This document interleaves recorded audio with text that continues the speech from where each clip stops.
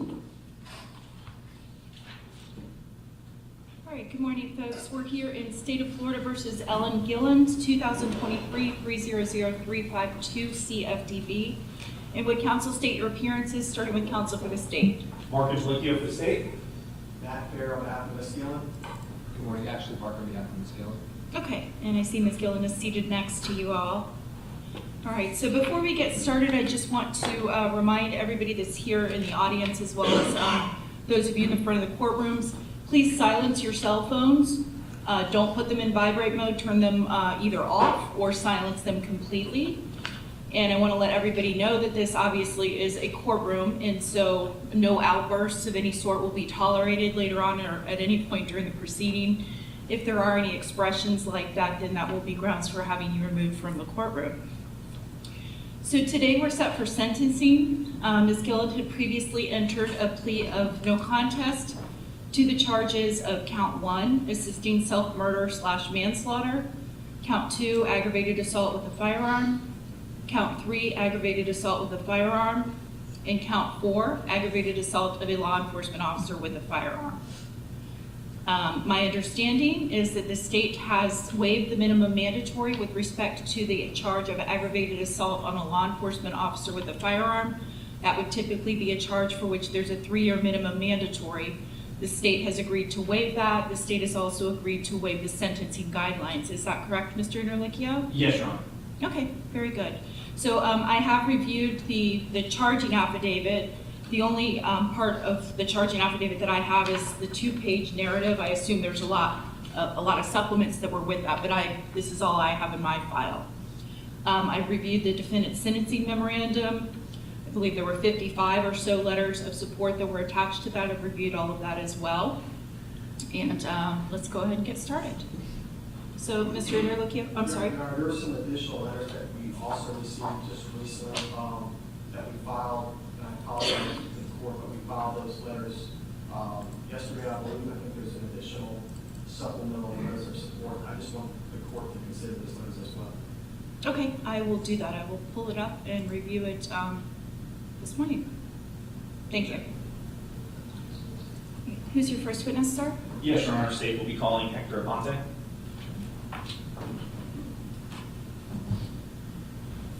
Please step forward, raise your right hand, and be sworn.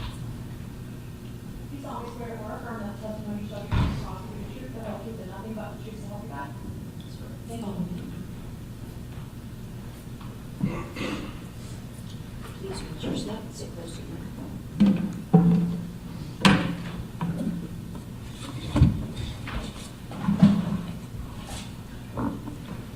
You can proceed. Thank you. All right, good morning. Can you please introduce yourself to the court? Hi, my name is Hector Aponte. All right, and can you just spell your first and last name for the record? First name is Hector. Last name is Aponte. All right, and Mr. Aponte, what do you do for a living? I'm a registered nurse. All right. And back in 2023, where were you working? I was working in Select Medical Hospital. All right, and what was your role at Select Medical Hospital? I was a bedside nurse. All right, and what exactly are the duties of a bedside nurse? The duties are to do hourly roundings, provide medications for the patient, cleaning, helping with nutrition and all that stuff. All right, and where is the Select Specialty Hospital located? It's located in the 11th floor in AdventHealth Hospital. Okay, and how many rooms are there, do you recall, in that section of the hospital? In that section of the hospital, there's about, if I can remember correctly, like 30, 32 All right, and rooms. what kind of patients come into your section of the hospital? Most of the patients comes from the ICU. It's a step-down unit to relieve them from the intubation and so on and so forth, so they can go to rehab. And on January 21st, were you working that day? Yes. All right, and what were your responsibilities that day? My responsibility were to take care of 5 patients that day, and one of the patients was Mrs. Seven's husband. Jerry Gilland? Yes.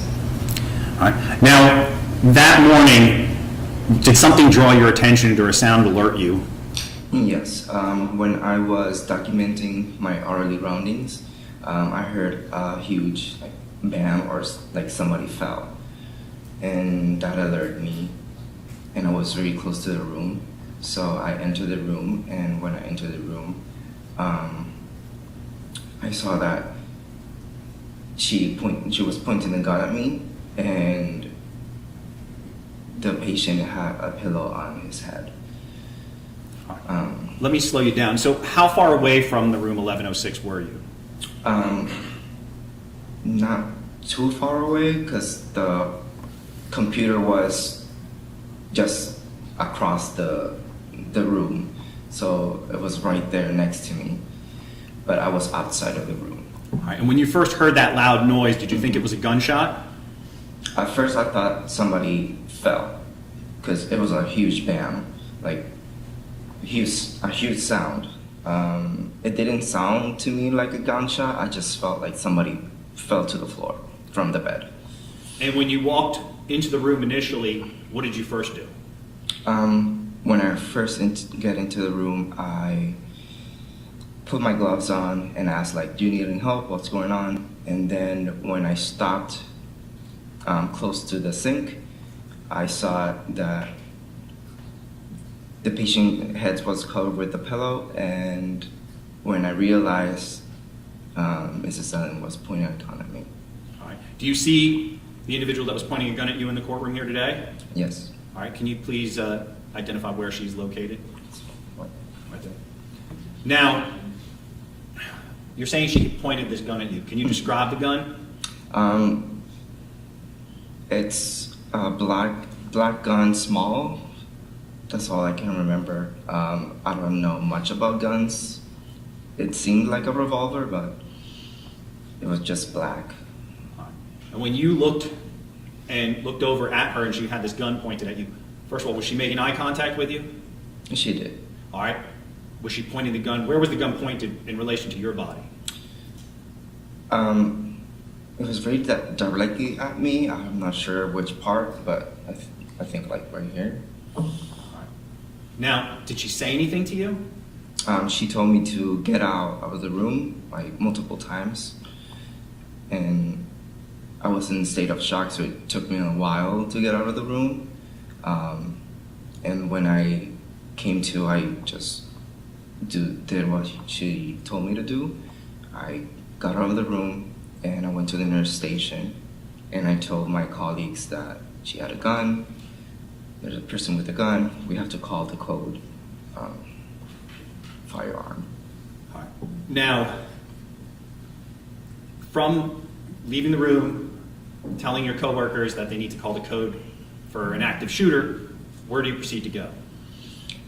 So we all proceed to run, hide, or get out of the hospital.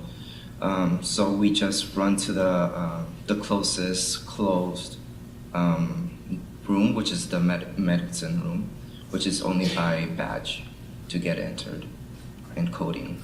All right. Now, have you been previously taught about active shooter scenarios at the hospital? Yes. And were you following that protocol? Yes. Taking you back to the room, though, when she pointed that gun at you, how did you feel? Terrified. Terrified completely. I thought that I was gonna die. Did she make any threats towards you? She just said that she didn't want to hurt me, but I just needed to get out of the room for her. And when you exited the room and you went to this other room that you hid in, who was in that room with you? In that room was the secretary, 2 techs, 2 CNAs, and another nurse with me in that room. When you guys got into this room that you described as kind of like this locked door, what did you do once you guys got in that room? So by protocol, we have to, we needed to move the fridge that we had to the door, so that way nobody can enter the room if the person with the firearm gets a badge or the code to get into the room. So we just have to block all the entrances. All right, now, once you guys had sealed off that room, what did you do? So in those specific rooms, we have like walkie-talkies, and we can contact the administrator from AdventHealth and our boss as well. Now, how were you reacting once you had gotten into that room? So we're all in a state of shock, anxiety built up. I was crying, a bunch of anxiety went through my head. How long, if you recall, were you sealed off in that room? Whole 12 hours.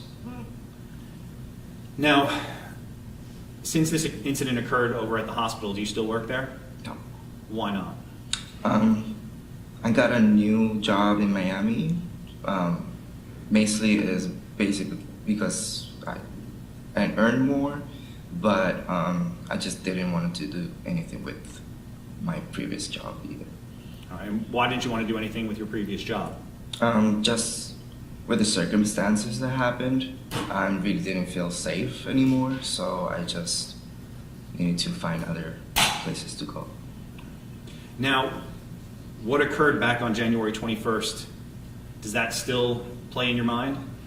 Yes.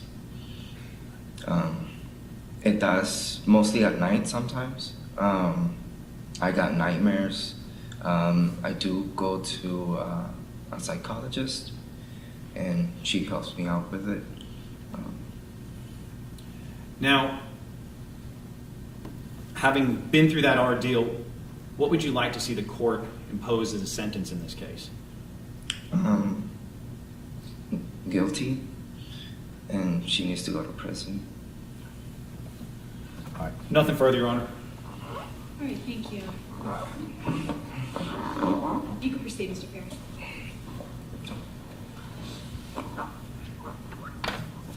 Good morning, Mr. Aponte. Good morning. Were you Mr. Gilland's nurse? Yes, that day, yes. Okay, but were you his nurse in prior days as well? No, only that day. Only that day. So you're not Yes. aware of his medical condition at all?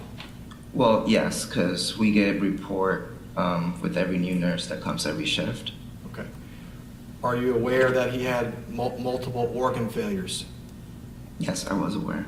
Are you aware of the various ulcers that were on his back? Yes, I was aware. Okay.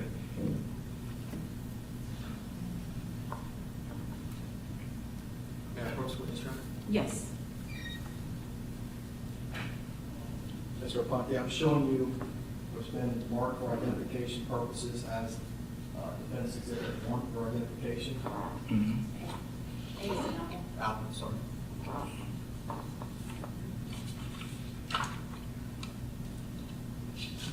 Take a look at these photographs.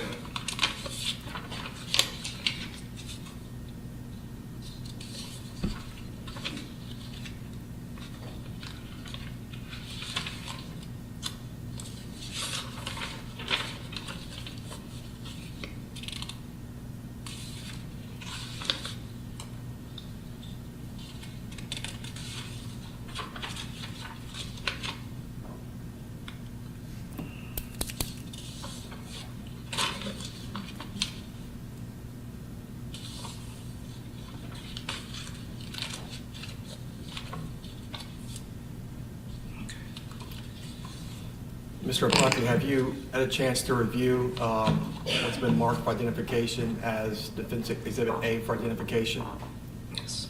Are those photographs fair and accurate photographs of Mr. Gilland as you recognize him to be your patient at the time? Yes. We move into evidence as Defense Exhibit 1.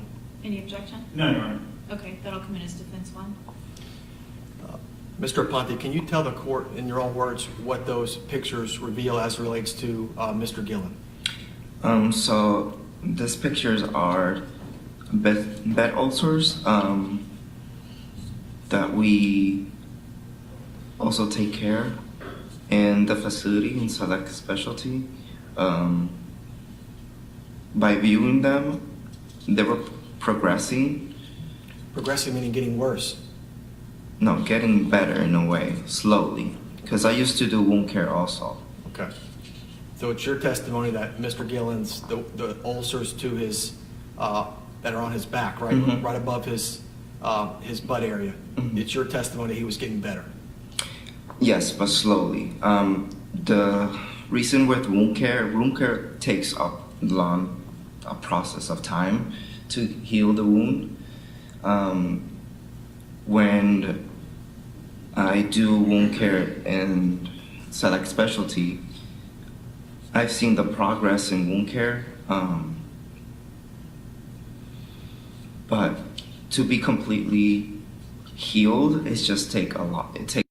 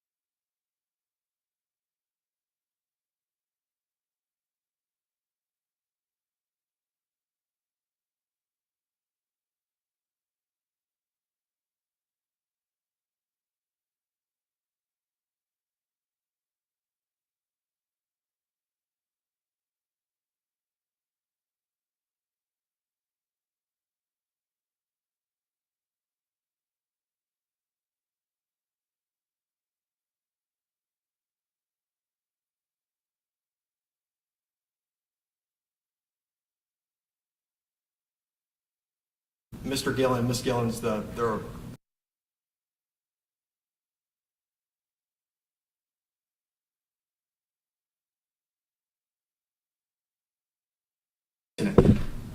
No, she was standing she was standing up next to him. Yes. next to her husband? Yes. Okay.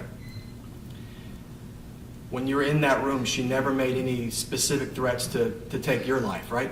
No, she just told me to get out. And, well, she told you the opposite too. She said she did not want to hurt you, right? She did say that. Yes. Okay. She requested for you to leave the hospital room, right? Yes. And it took you some time to leave the hospital room, right? Correct. How long did it take you? I'll say 5 minutes. Okay.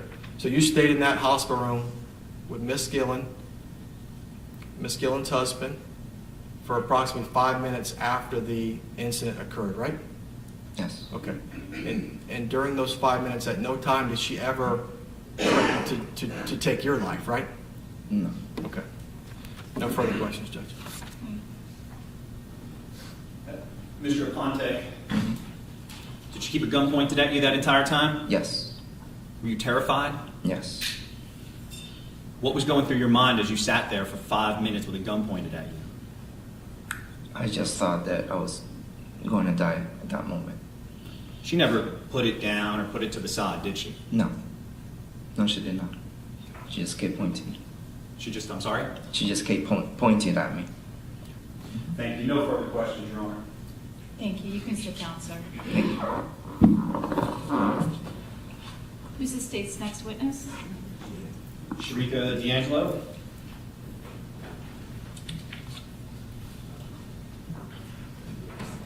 Please step forward and raise your right hand to be sworn. Do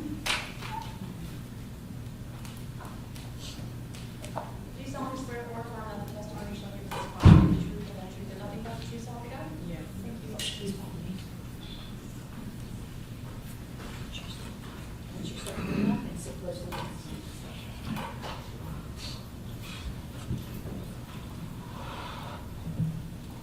All right. Good morning. Can you please introduce yourself to the court? And my name is Shierica DAngelo. All right. Can you spell your first and last name? Shierica, Shierica, DAngelo, Dangelo. All right. And Ms. DAngelo, where do you work? I'm the secretary, so I'm at the nurse's station at all time. At Select Specialty? Select specialty, yes. All right. And how long have you held that position? 4 years now. Now, your desk where you sit, where is it in location to room 1106? It is literally like right across that a little bit, so I can see the room. And what are your normal hours of work back then? It's always been 8 to 8 a.m. to 8 p.m. Now, did you become familiar with Miss Gilland during the treatment of her husband, Jerry Gilland? Yes. And is it common for you to become familiar with the patients and their families as they are being cared for by Select Specialty? Yes, I'm usually like the first point everyone comes in. I'm like the communication between family members, nurses, doctors, everyone. All right. Now, how would you describe yours or your staff's interactions that they've had with Miss Gilland? As far as the staff's interactions with Ms. Gilland, I always heard complaints about she was never happy or satisfied with the care that was given to Mr. Gilland. And there were issues where she was arguing with the nurses that were trying to care for him. And there was an instance where she had, I believe, put her hands on one of the nurses, and she was told that if she did it again, she would be removed and wouldn't be able to visit her husband. Okay. And is that information shared amongst staff so you're aware of potential security concerns? Yes, it is. Now, where were you positioned when you, as you heard, Mr. Aponte heard the loud bang and entered room 1106? I was sitting at the desk, and it was a few of us at the desk, but I was sitting at the desk like I always do, and we heard a loud bang. We assumed that she had fell in the room or knocked something over. At the time, Hector was sitting outside of the room it's like a little desk right next to the room with his computer, and we looked at him and said, "Is she okay?" And he said, "I'll get up and go check." So he went into the room. He was in there for probably about five minutes.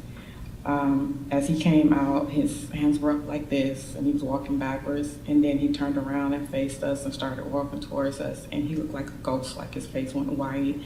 He was very just out of it. And he came towards me and he said, he was just like shaking and stuff, and he sat down. It was like a little corner next to my area, and he sat in that corner and he just was like spaced out. And I said, "Hector, what's wrong? Are you okay? Is she okay?" And he said, "She has a gun." Because we did hear yelling when he went in the room. We heard her saying something like, "Get out," but we couldn't make it completely out. We heard her saying something like, "Get out, get out." So when he came out looking like he looked, and then he sat over in the corner, we asked him what was going on, if he was okay, and it took him a minute, and then he said that she had a gun. She had a gun. He just kept saying that over and over and over, and then I was like, "Are you serious? Like a gun?" And he was like, "Yes." And everyone kind of was in a state of shock at that moment. Everyone that was at the nurse station, including myself, was in a state of shock. It took us a minute to realize what was going on and where we were at, and I proceeded to pick up the phone to call and put the code through that we needed security because it was an active shooter. Everyone took off running. They grabbed Hector, they ran. Well, let me slow you down. So when you're calling out for an active shooter, who are you calling? We called the code team for AdventHealth Hospital. We have to dial number 2222, and they put out a code throughout the hospital. At the time, I just told them there was an active shooter on the 11th floor in room 1106, and they proceeded to put out the code throughout the hospital. All right. Did you stay on the line with them and provide any additional information? No, I didn't. I was scared. I dropped the phone. I don't even know if it hung it up good, and I ran. All right, and where did you run to? I met the rest of my coworkers in the med room because it's the only door that's like locked that's right there.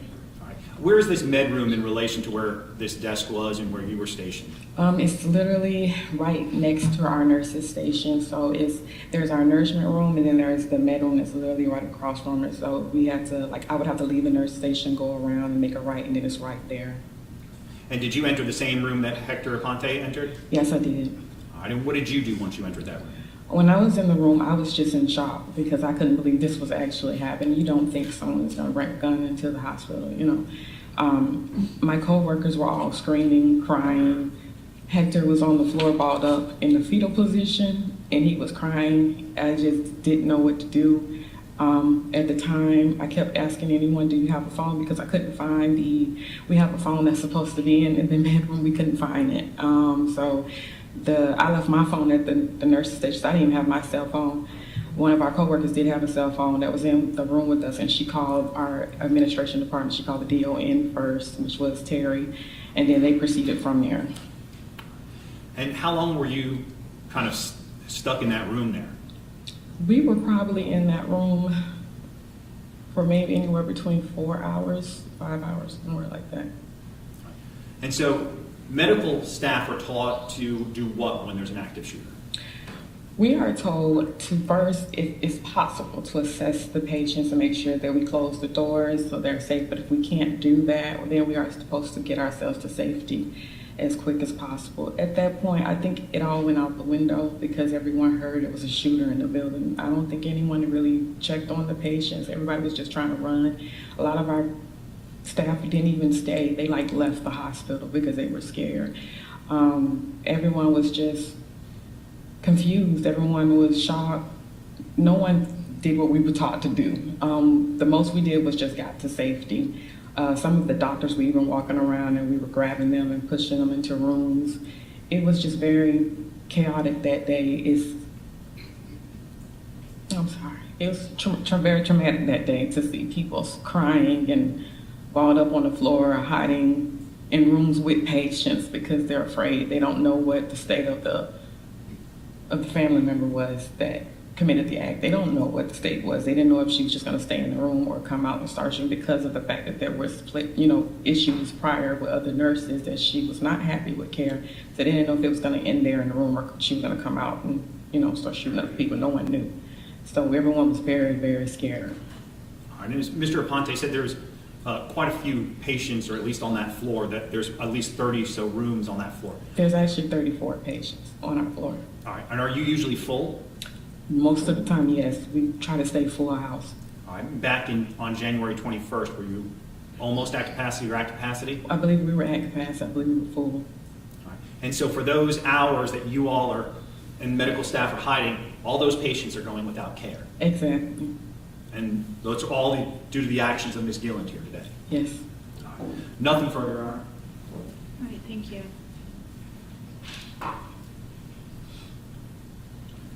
Good morning. Good morning. Ms. Gilland, I think you indicated, had made prior complaints to hospital staff regarding the level of care her late husband was receiving? That's correct. Okay.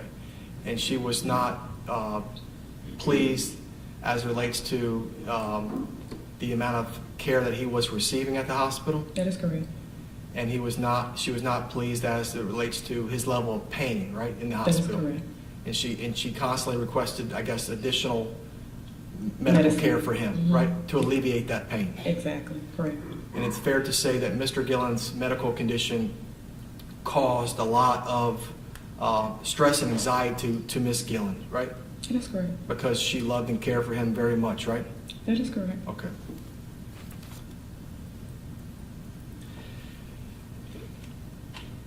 Were there any attempts made to request from Ms. Gilland and Mr. Gilland to be removed from the hospital? You said you testified previously that there was even like physical altercations, I think you mentioned, between Ms. Gilland and others. Were there any attempts as a result of those complaints or that physical altercation to ask the Gillands, hey, y'all need to go home? No, there were not. Okay. And that's because they had good insurance, right? I cannot answer that. Okay. All right. Thank you. No, please, right, Your Honor. All right, thank you, ma'am. You can step down. Thank you.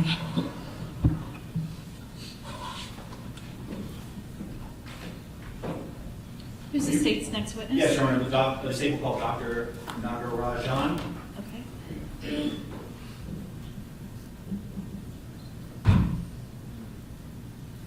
Please step forward and raise your right hand and be sworn. Come on up. Step forward. All the way up. Raise your right hand, please. Do you solemnly swear or affirm that the testimony you shall give in this cause will be the truth, the whole truth, and nothing but the truth, so help you God? Thank you. Follow me. Please, what's your status?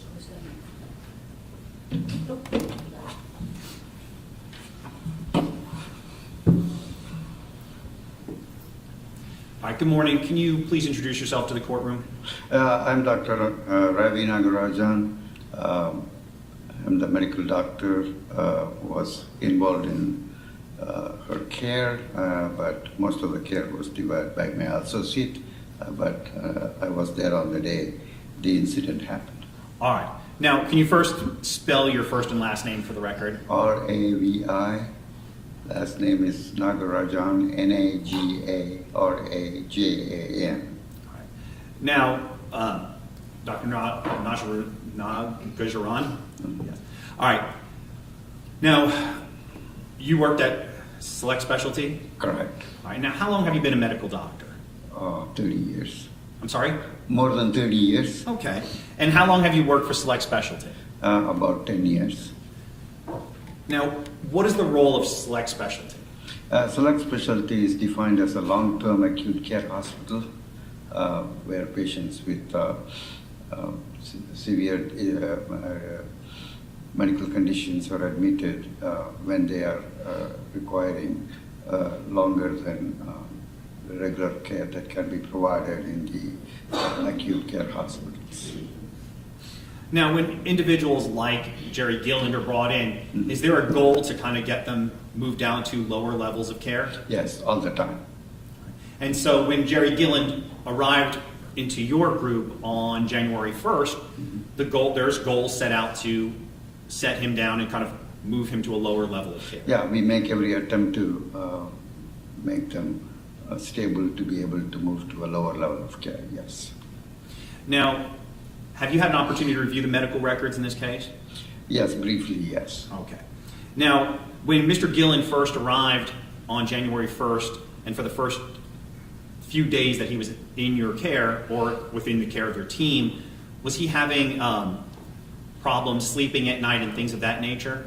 Yes, I was told that the patient had trouble sleeping at night and also was quite anxious during the daytime. And when somebody is disoriented and having those issues, they come in, they're not sleeping and of that nature, does that cause them to have somewhat impaired mental capacities? Yes. All right. When people are sleep deprived, such as Mr. Gilland when he first came in and until his medications were set right, does that cause them to have, poor thinking and poor choices? Yes. Now, within that early time frame, around January 4th and 5th, was there a claim that he wanted to commit suicide? I'm not aware of that because I was not directly seeing him. My associate, Dr. Shansky, was on the regular care. I was only seeing him on days that Dr. Shansky was off. Okay. Now, reviewing those medical records that were provided to you, do you recall that the other doctors had notated that he had a suicidal ideation back on the... Not that I can see. Now, did you have an opportunity to look at those notes and see that when somebody all right, let me start this. When somebody has suicidal ideations in the hospital, how is it handled by Select Specialty? Well, I'm not aware of the protocols that they use if somebody has suicidal ideation, but usually we tend to focus on finding out whether they have a definite plan, or do they have access to any weapon, and do they have an ability to commit the act. So those are the things that usually we focus on. Now, did there come a point in time that, if you can recall from the review of the medical records, that Mr. Gilland was no longer suicidal? I'm not aware of that. All right, give me one moment.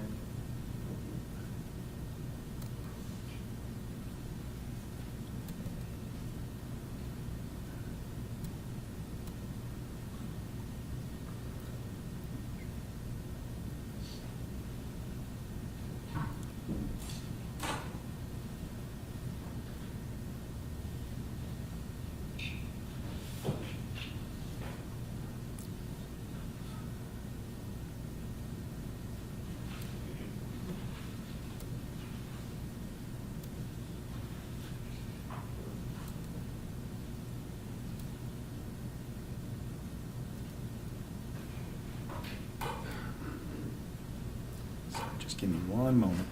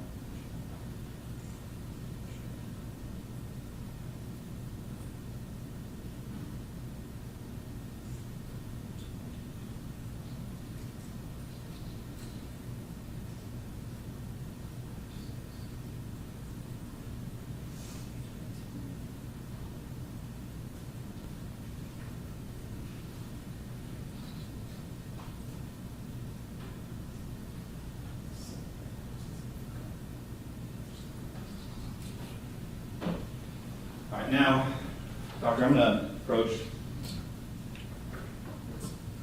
These are the medical records that have. For the record, it states Exhibit A.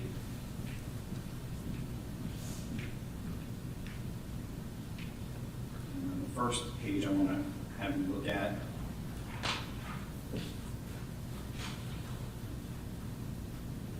Page 6 of those records. Take a look at that. We direct you to the review of systems. What does review of systems mean? We go through one by one to find out if they are able to answer questions like, do you have a headache? Do you have trouble seeing? Do you have any chest pain or you short of breath? Doctor, can you turn to the microphone, please? When Yes, you're speaking? yeah. I couldn't Review of hear you. system is usual medical procedure where we ask the patient about each system, including are they able to answer questions regarding their physical issues, including do they have a headache, do they have trouble seeing, do they have a chest pain, are they short of breath, and are they able to swallow, eat, and any abdominal pain. And these things are reviewed to see where the patient is. All right. And back on January 1st of 2023, what was the review notations for his review of his systems? They were unable to obtain due to impairment of status. Do you know who this note was done by? No, it doesn't notate who. But these are medical records you would access or review if you were treating a patient, correct? Correct, but the person who saw the patient usually makes those notations. Now I'm going to move forward to page 19.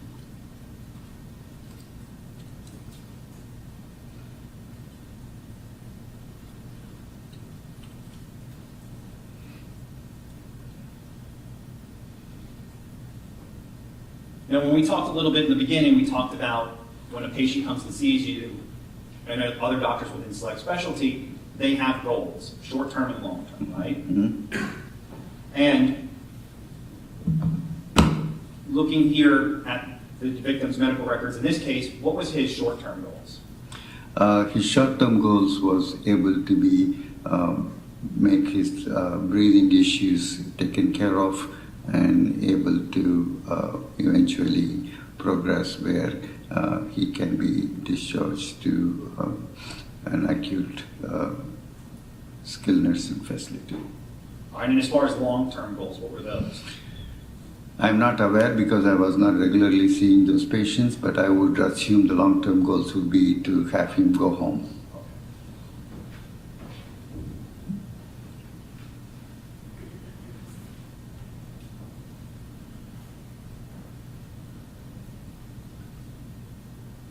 Now, next, I'm going to show you page 51 of the medical records.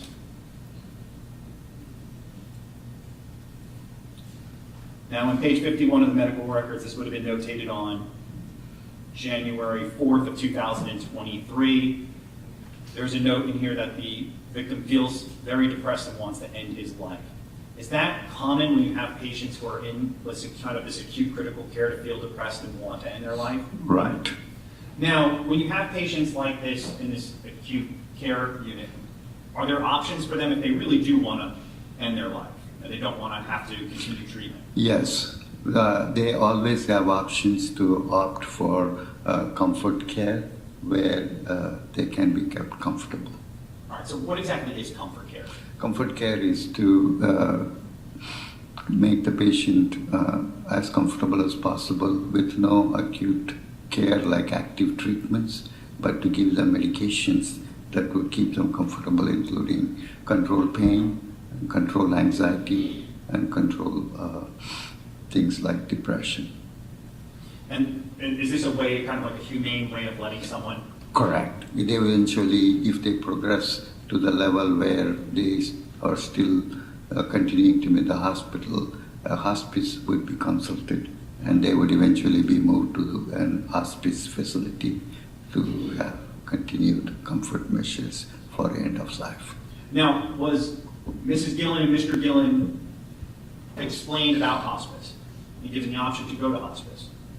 From what I talked to the doctors, he was verbally given that comfort measures are always discussed in every doctor rounds, and they tell the patient that if you are not wanting to have active treatment, you can always opt for comfort care. All right, and did they ever opt for this comfort care? No. And this is something that would be provided whether they had good insurance, bad insurance? Yes, insurance does not have any bearing on our recommendations. So if someone like Mr. Gilland, as defense counsel stated, was in kind of all this excruciating pain and whatnot, he could be transferred to a different unit, be made pain-free and live comfortably and die with dignity. Correct.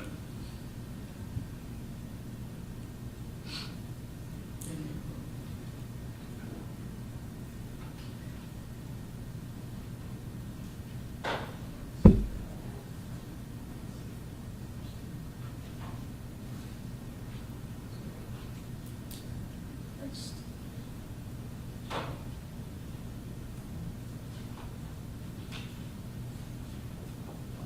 You go to page 75 of the records.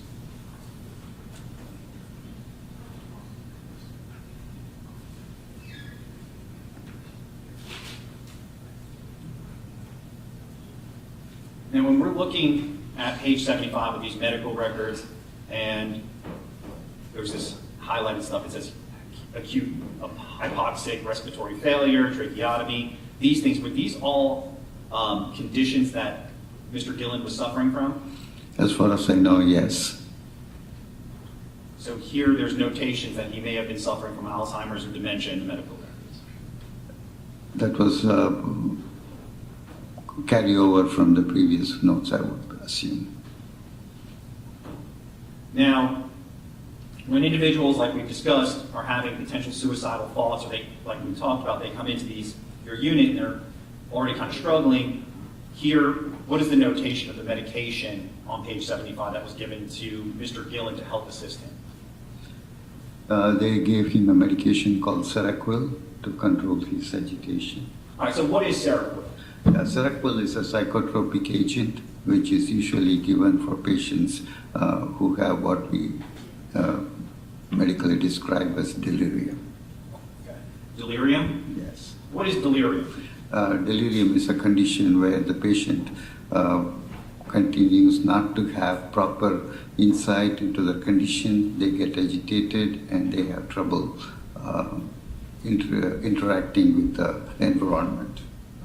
So somebody who's having these mental issues like delirium, is suicidal claims or ideations something that might be common in those individuals? Not particularly, but they can have hallucinations. They can see patients, things that are not real. They can have delusions where they think what they are going through is not normal. So to sum that it would be basic to say it's just not somebody that's thinking clearly. Correct. I don't believe this person would have been able to make any decisions on his own based on his mental condition. The decision had to be deferred to family members. And then move ahead to medical record. It's going to be page 317 in the medical record. And when looking at the patient's notes for January 13th of 2023, what is the notation there? Patient doing well, no distress noted on 35% trach color. What is that? Trach color means that he's not on a ventilator, he just has the tracheostomy, and it's on an oxygen level of 35%, about 3 liters. Yeah. And That only refers to his respiratory status, not to his mental status. now I'll move ahead then to talk about his mental status. We're going to look at record page 1281 of the medical records. So this is going to be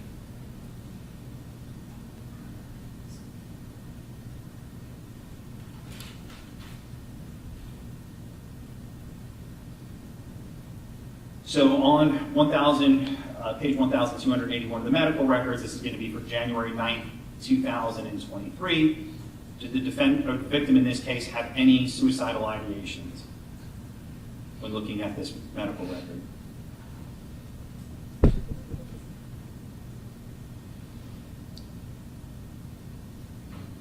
No.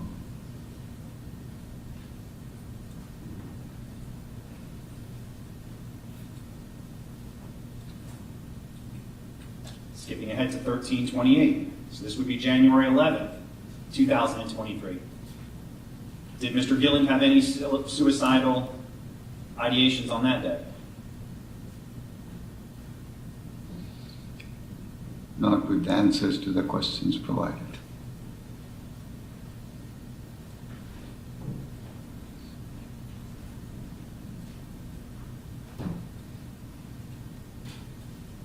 Moving ahead to page 1356. This would be for January 12th, 2023. Any suicidal ideations on January 12th? Not from the answers provided by the patient. I'm going to move ahead to page 1381.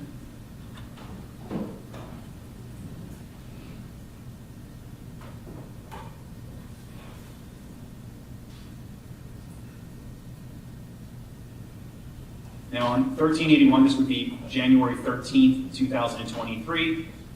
Had the medical team that works within your unit cleared Mr. Gilland of any suicidal risks?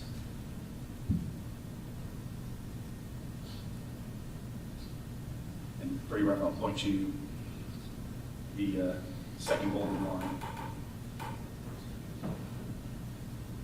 Yes. So he'd been cleared at this point. Now, there is a notation here, though, for January 13th, 2023, that a sign is placed on the patient's door instructing visitors and staffs to go to the nurse's station. Why do you do that when you have somebody who's potentially suicidal and you have the visitors come in and check in first instead of going directly to a patient's room? That's a hospital protocol which you need to speak to the nursing.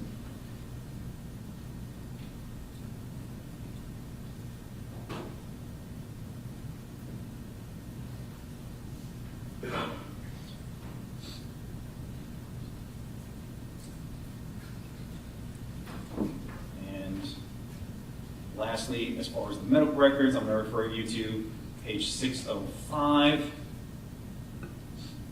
This is going to go back to January 4th. We're going back in time.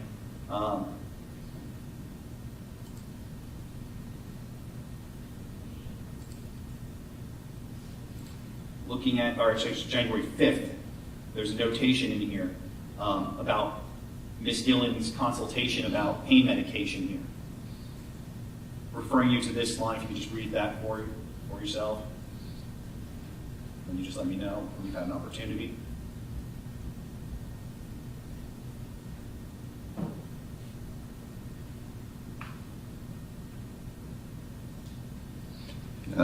The wife agreed to pain medications as per the discussion. She refused to have him take the medications as prescribed. So she refused to give him additional pain medication. On that day particularly, yes.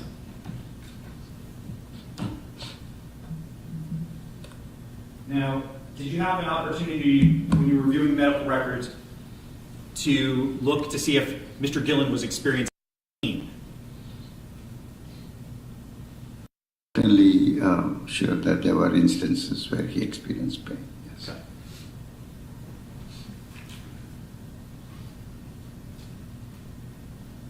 Moment.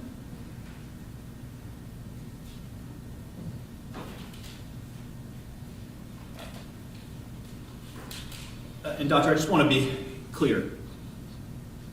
If Ms. Gilland and Mr. Gilland wanted to check out of select specialty, could they leave against medical advice?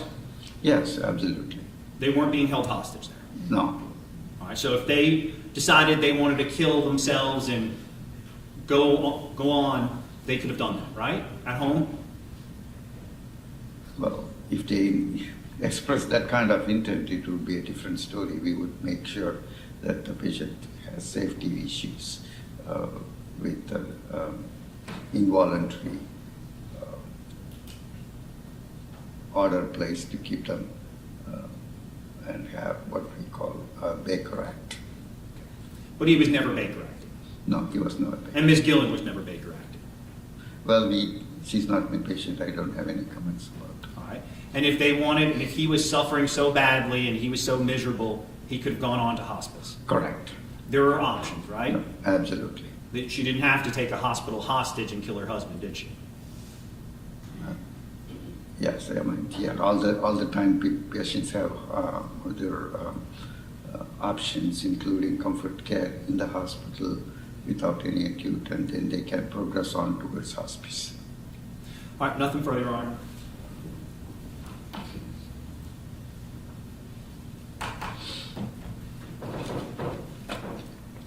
Good morning, Doctor. You're employed with Select Specialty Hospital, Yes. and you've been employed by them for... I'm not employed, I'm an individual practitioner. A practitioner, Yes. but your paycheck comes from that hospital, right? No, Where does it come from? from billing the insurance companies and Medicare. Say it again? Insurance companies and the government Medicare program. Okay. All right. And you worked with this hospital for 10 years? Approximately. Okay. How many times, Mr. Gilland was in that hospital on that floor for 20 days or so, right? Correct. How many times in the course of those 20 days did you personally see him? I'm not seeing him on a regular basis. My associate, Dr. Shansky, was seeing him on a regular basis. I was seeing him only on the days that Dr. Arshansky was unable to see the patient. Okay.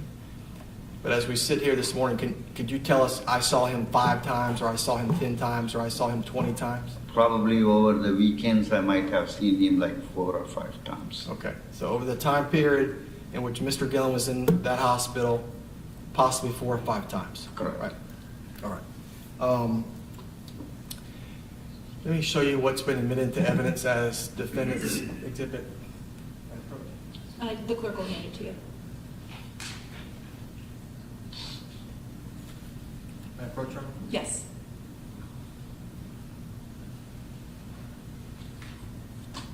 Please review those photographs, and I'm going to ask you questions about what those photographs reveal.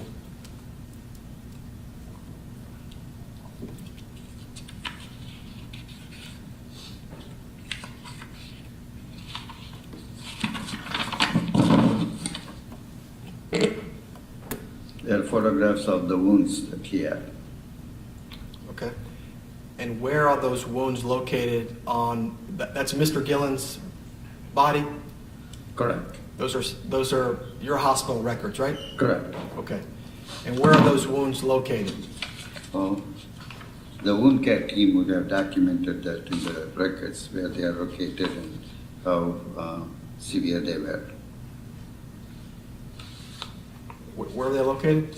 Yeah, the wound care documentation would clearly state where they are located and the amount of severity. Most of them were in the back. Okay. So on Mr. Gilland's back, right? Correct. All right. And what's the medical terminology for those wounds? Sacral, coccyx, decubitus wounds. Okay. And are those like ulcers? Yes. Okay. And what are the causes of those wounds? Most of the time the causes refer to the patient not being able to move, sit, stand, and being on the bed all the time. Okay.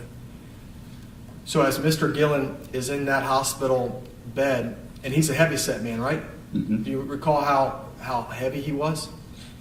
I cannot exactly tell you how heavy, but he was on the side of obesity. Obesity. He met the criteria for obesity? Correct. Okay. All right, so he's obese and he's laying in a hospital bed, right? Correct. And these wounds are on his But back. Back, yeah. Butt and back, right? Correct. All right. Are the wounds on his nose also the same kind of ulcers? No, the wounds on the nose are not from the pressure. It is probably related to his procedures that he had. Okay. So as it relates to the ulcers on the back, they would get progressively, worse as he lays in the bed, right? Correct. They're not going to get better, they're going to get worse, right? Correct. Okay. And is it fair to say that these ulcers, they're very, very painful? Depends on whether they are deep enough to cause pain. Well, looking at those pictures, Yeah, they could be. tell the court potentially, in medical terminology how bad those wounds are. Yeah, they could be potentially very painful, yes. Very, very painful, right? And so as far as treatment is concerned, for those kind of wounds, would you administer a lot of pain medication, right? We usually treat these patients with frequently rotating them in the bed using special mattresses in addition to reasonable pain control. Okay. Now, when the court looks at those pictures and you see browning on the wounds itself, what does that reveal? It means it's a scar formation. Scar formation? Yes, scar. Yes, Okay. scar. Could you tell from those pictures, is it an infection as well? It's difficult to say because the infection could be buried underneath the scar tissue, but I definitely see necrosis on top of the wound. That means the tissues have been dead. And do you have to cut that out from him? Correct. To be able to see the bottom of the wound, yes. So who would do that? A surgeon at the hospital? Usually it is the surgeons or the wound care doctors who regularly round on these patients. So you would not be involved in actual treatment of those wounds? No. But it actually someone has to cut the stuff out of his back Yeah, area. either that or they have what we call chemical debridement, where they use certain medications to take the slough off. Okay, and then that, I would assume that if that wasn't done in this case, right? Not that I'm aware of. Okay, so he still has those. Okay, and then for treatment, you would give him pain medication and also recommend that he position his body off the wound itself, right? Like lay sideways on the bed, right? Correct. All right. Did you ever see him laying sideways? No. Okay. In addition to that, he had a trach, right? Mhm. And tell the court what a trach is. Trach is a device where you directly use the trachea, the breathing pipe, where there is a small hole, and the device is placed into that to help them breathe without Okay. difficulty. Are you aware from reviewing the medical records that Mr. Gilland had multiple organs inside of his body, obviously, that were also failing, right? Mhm. Yes? She's taking down everything you say. But Say it again? he had multiple organs that were failing him. Yes, he has organs that were failing, yes. Okay.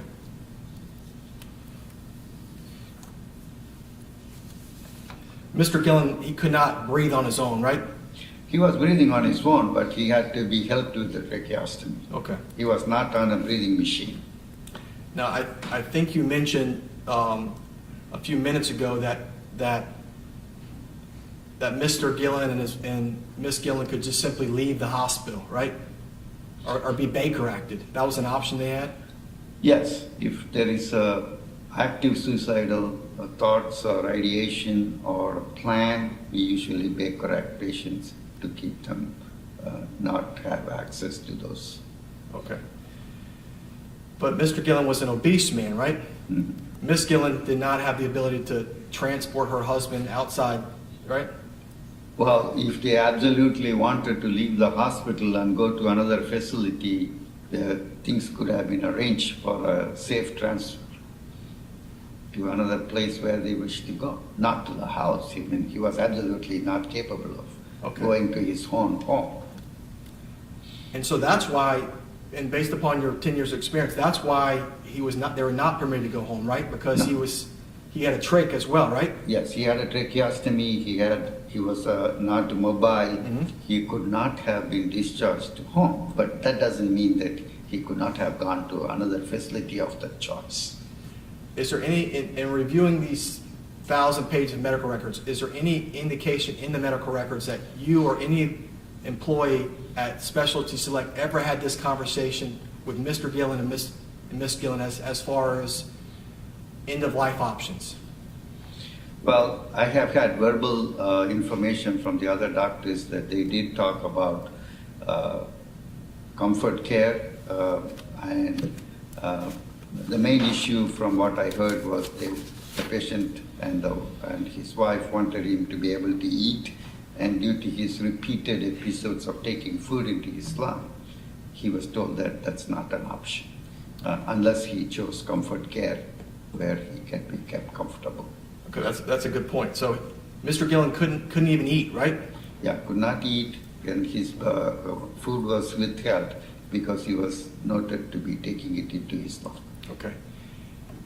When you saw him, I guess those 4 or 5 times during this 20-day time period, did you ever see him with mitts on his hands? Probably yes. And tell the court what the mitts are for. The mitts are for the patient safety, so they don't pull out medical devices, including the tracheostomy. Okay. Are you aware from reviewing those medical records the effects of the various pain medications to Mr. Gilland, what effect that was causing to him? I don't understand your question. Can you So repeat? there was pain medication administered to Mr. Gilland, right? Mhm. Over these 20 days, right? As a result of administering that medications, are you aware of any bad side effects, such as causing him hallucinations and him doing things to himself? Potentially, all medications that interfere with his nervous system can do that. And is that the reason that he had the mitts? That and particularly maybe delirium, which is what we call from multiple medical problems, people can get change in the mental status, which is called metabolic encephalopathy. Okay. No further questions.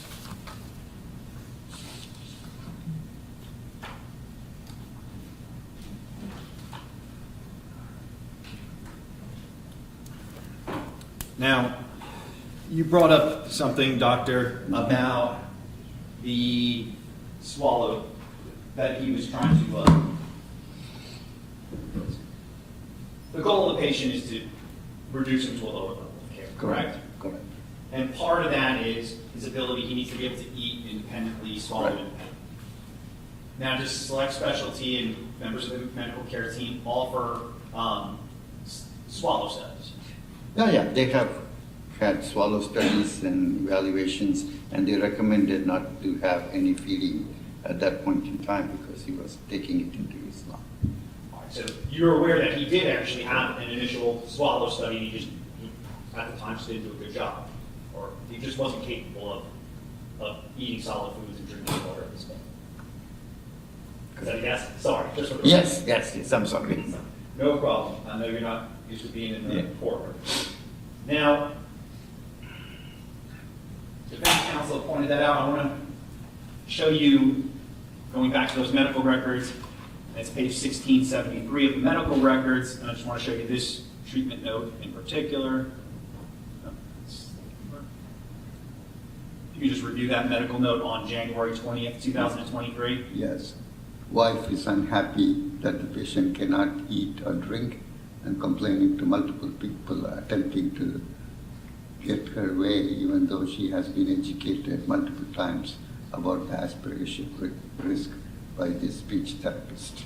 Okay, so that essentially means is Ms. Gilland went around, complained to numerous hospital staff that she wanted the study, but based upon his medical condition at the time, it just couldn't have been done. Correct. But she still wanted to get her way. That's what I hear from the notes. All right, and again, having spoken with the team, Ms. Gilland was informed about hospice. I don't know specifically hospice, but at several times they was informed about comfort care, which is a step towards hospice. And you work in, it's a step down from ICU, but it is still a critical care unit. Correct. Are you able to treat bed sores? Are they able to? Yes. Okay, so this is a treatable condition. Correct. This is something that not out of the hands of Select Specialty at this hospital. No. Is it in fact kind of a common condition of individuals that may come into that unit? Yes. Is it a slow? Yes, it's a progressive slow condition which needs to be managed. Now, when you reviewed those documents that were provided to you by the defense, did it appear that his wound care was being managed properly? I'm not able to comment on that because I don't know what was done to. But if someone is in pain from something like that or any other condition, are you able to provide medication for that? Yes, they can do medications, yes. All right, nothing further. Thank you, doctor. You may step down. Thank you.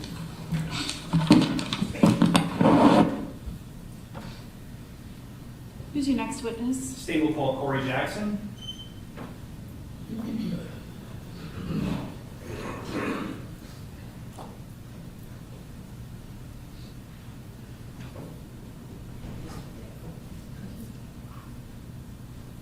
Please step forward, raise your right hand and be sworn. You solemnly swear or affirm that the testimony you shall give in this cause will be the truth, the whole truth, and nothing but the truth, so help you God? Yes, ma'am. Thank you.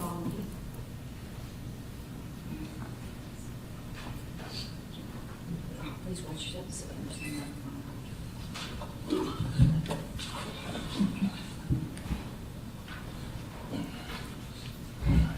Good morning. Morning. Can you please introduce yourself to the courtroom? Cory Jackson, All right, and can you just spell your first and last name? C-O-R-Y, last name J-A-C-K-S-O-N. All right, and Mr. Jackson, where are you employed? AdventHealth. All right, and in what capacity? I'm the security manager. All right, now back in January 21st of 2023, what was your role at AdventHealth? Senior officer of security. All right. Now, what are the role of security officers at AdventHealth Hospital? My job is to make sure everyone will come on the property is safe and just do my job, you know. All right. Back back in 2023, were there metal detectors? No, sir. Now, as a security guard, what are you issued as far as part of your uniform? At that time, we was armed with a baton and a taser. No firearm? No firearm. Now, on January 21st, 2023, were you working? Yes, sir. Now, at around 12 that day, was there a call out for an active shooter at AdventHealth? Yes, sir. What is your responsibility when a call for an active shooter comes out at AdventHealth? All right, so we received a phone call from the 11th floor in reference to someone having a weapon. Once me and another one of my officers arrived to the floor, I made contact with the room. I knocked on the door, identified myself as Security Officer Cory. I'm coming in. At that time, I noticed Ms. Gilland there with a firearm pointed at the door. At that time, I stepped back. She advised to get the F out of here. She'll blow my effing brains out. I stepped back, closed the door. My other officer was getting ready to come in. I grabbed him by the collar, pulled him back. At that time, we got on the radio and notified the nurse supervisor. I got on the PD radio, notified law enforcement that I needed assistance with what was going on at the hospital. So let me slow you down. So when you get up to the 11th floor, you head over to Select Specialty? Yes. All right, and that's contained within AdventHealth Hospital? Yes.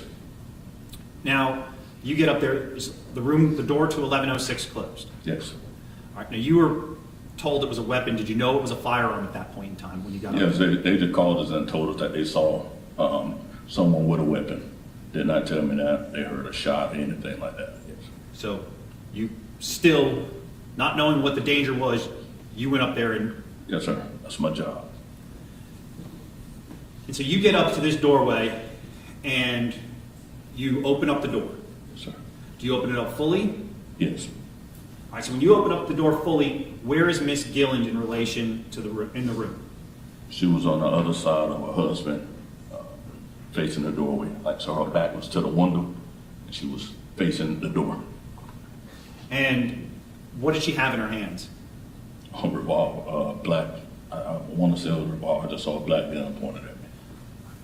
Now, how far into the room were you when you saw this black gun pointed at you? I just got right in the door frame. You know. All right. And when you entered, you said she made threats to you? Yes. I know you kind of politely kind of abbreviated what she said, but did she use the full word? Yes. All right, what exact words? I know we're taught to be polite, but what exactly did she specifically say to you? She told me to blow my fucking brains out. While the gun was pointed at you? Yes. And what was going through your mind as you have a gun pointed at you and someone telling you they're gonna fucking blow your brains out? I mean, usually outside of AdventHealth, I have a CCW, so I'm always armed. My reaction was to go to my side, but of course I didn't, so I just stepped back and, like I said, I jumped on the radio and notified the authorities. All right, and who was the second security guard with you? Joseph. All right, and as you described, he tried to go into the room as well? Yes. He was coming behind me. We always responding to, so he was coming behind me. I grabbed him up by his collar, yanked him back. And then, like I said, I had him clearing the floor as we was on the radio, notifying the staff and law enforcement. Now, how many times did she make that threat to you that she was going to kill you? I was just gave it one time. After that, I just closed the door. Now, once you closed that door, where did you stand? On the side, just to make sure I didn't know if it was a threat going to come out of there or anything like that. So I just drew my taser at that time and just stood there until law enforcement arrived. All right, so without a firearm, armed basically only with a taser, as you described, you stayed outside that door? Yes, sir.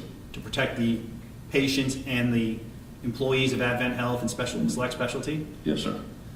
How long did you stay out there, essentially unarmed, with somebody with a gun in that room?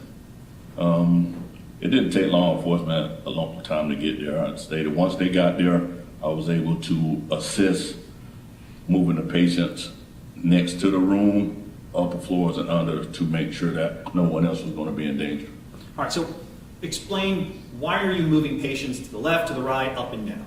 I mean, I don't know a bullet can go anywhere. So I don't know what the intention is. I don't know what law enforcement is going to do at that time, what they was going to have to do to be able to access y'all able to come out. So for their safety, we start pulling them out, taking them to other floors for they can still receive their treatment. All right, now, the patients that you're taking out, are they in kind of a critical care unit? Yes, that floor is, yes. All right, can you describe to the courtroom exactly what it was like taking these patients from the left, the right, up and down? Well, like I said, the beds was really big, so trying to get them through the frame, I actually was pumping at one time to get the people out. So like I said, you can only get through. So I went to pump in the best way I can until we was able to get them out, and then the staff took over from there. All right, let me slow that down. When you say you're pumping, are these people were originally on ventilators? Yes, like I said, I had a little bag and I was just pumping air to them. Okay, so their only source of oxygen at this point in time is you pumping it into their lungs. Yes, sir. Because you had to disconnect them from a ventilator. Yes, sir. All right. How were the patients reacting to this? The one that I was pumping, it gave me one of them, like they said, I don't know if I was going fast enough or what. Like I said, that's not my forte, but I was doing what I can to make sure that I got them out fast enough for the staff, that's their job to do what they needed to do. All right, but you saw the patient you're helping move struggling to breathe. Yes, sir.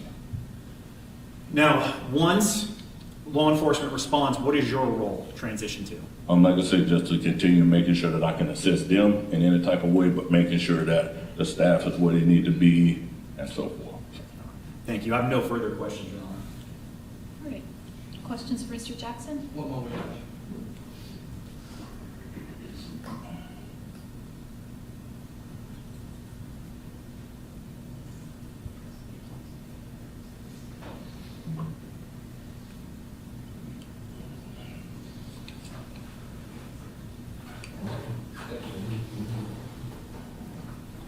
Morning, Mr. Jackson. Morning. You said when you first entered the room, was Miss Gilland, was she standing up or sitting down? She was sitting down. Okay, and was the firearm already pointed towards the door area? Yes, sir. Okay, Sitting. and I think you said the first thing that she said to you was, get the F out. Yes, sir. Okay. And I think your testimony was that you provided some medical care to some of the other patients on the floor? Okay. No, was that what you testified to a minute ago? Pumping air into them? Yes. I'm sorry, sir? Yes. Okay. Prior to today, have you told anyone previously that was what you did, that you had to provide medical care to any of the patients? I told them that the day of. Okay.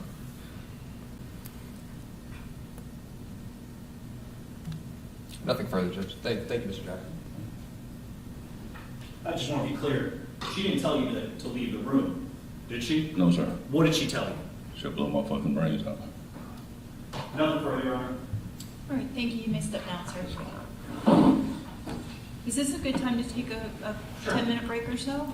Okay, we've been going almost an hour and a half, so we'll be in recess for 10 minutes, and we'll be back then. All rise. Be in recess.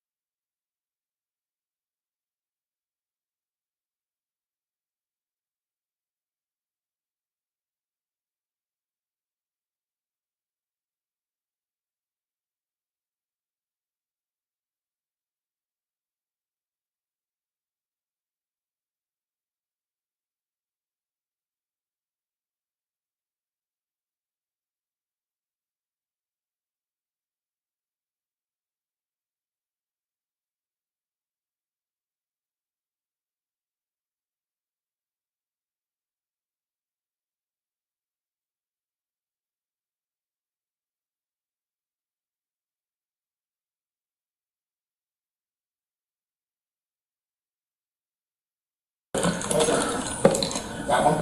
Yeah, right here. Right in here. Windows connected, we get them out. He's a patient. You can't. This is window connected? Watch that window, watch that window. That connects to the road. We don't want to crossfire and shrapnel. I'll give it a push. Come on, I'm with you, don't worry about it. Ready? Police department. Police department, show your hands! Want to see everybody? Show your hands! Get back. Yep, gun. Get back. Guns in. Gun, right towards us. Can I got to drop the suit. Guns are right towards us. I got the suit shield. Drop the gun! Drop the gun right now! Drop the gun! Drop the gun! You got any eyes out, Scarf? What's that? You got any eyes? I can't see the. She's sitting right behind the bear. Yeah, the sun on the other side of that. Oh, I think that's. It's a black revolver. It's a visitor. Drop the gun! Drop the gun! Drop the gun! Just drop it! Just put it on the ground and slide it away from you! Drop the gun! No, I got you. You can't open from the outside. Hey, here. You want to crack these open with this? Can you open it from the outside? Drop the gun! Watch out. We got time. Back up. We got time. We got nothing but time, guys. Can we evacuate some patients from the adjoining rooms? Can we do that or no? Drop the gun, man! I got a good angle right here. Drop the gun! Drop the gun! Man, hold on. You got build that. Man, tell me what's going on. Tell me I don't want to hurt you. We don't want to hurt you. Tell me what's going on. Just talk to me.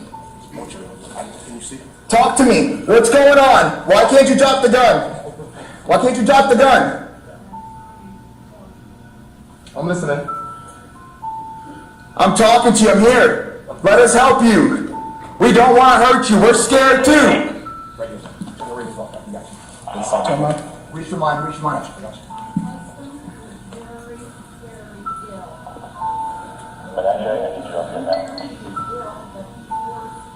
Okay?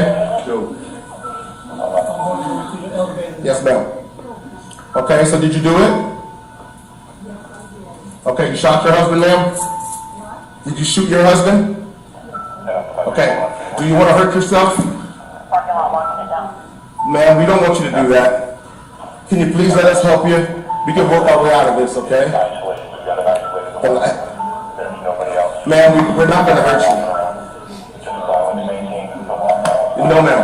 How old are you? How old are you, ma'am? Okay. You have kids and grandkids? You have kids or grandkids? Okay. Do you have any family in there? Okay. What's your name? I'm asking you.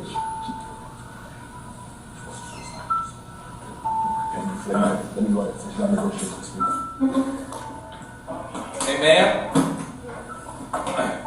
My name's Bob. Okay, I just want you to know, Listen, I have a good angle here, so just don't go in front of me, please. Things aren't as bad as they seem.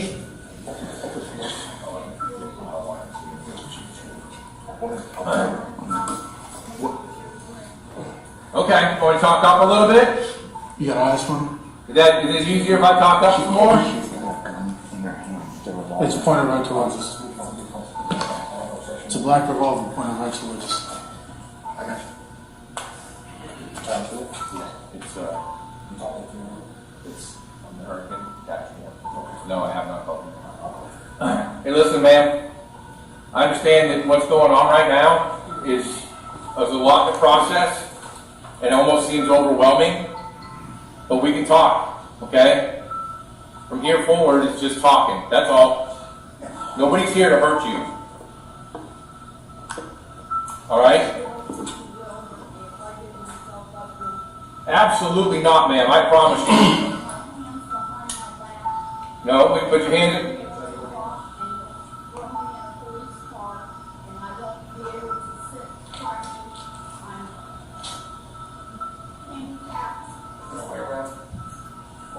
Ma'am?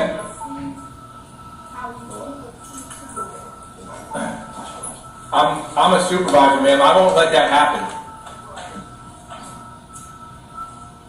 You have...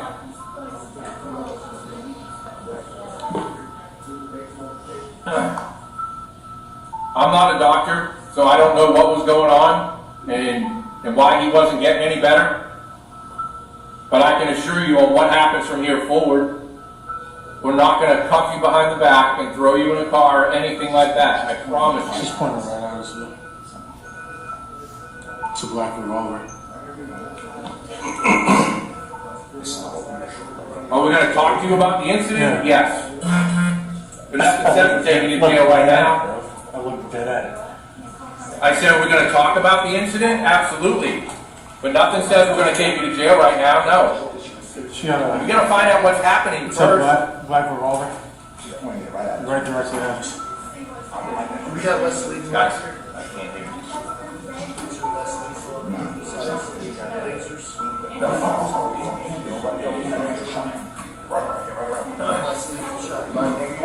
clear out both sides.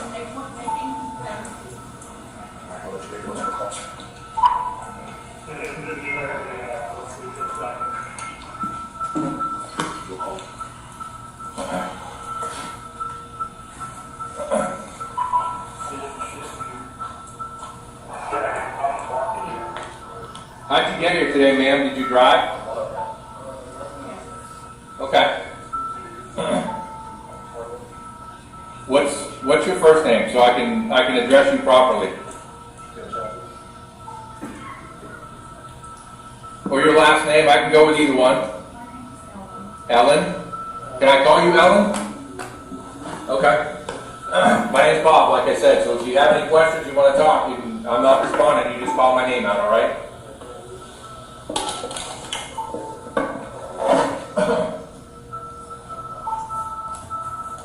How old are you, Ellen?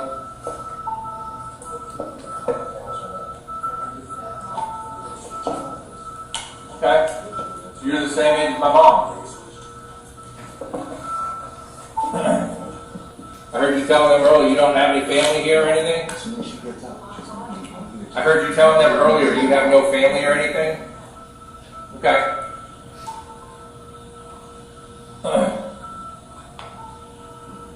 Is there any way you can put the gun down just to talk to me? We're not coming in. Just put the gun down just to talk to me?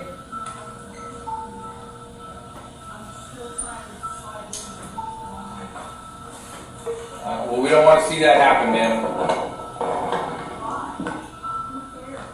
We care. We wouldn't be here if we didn't.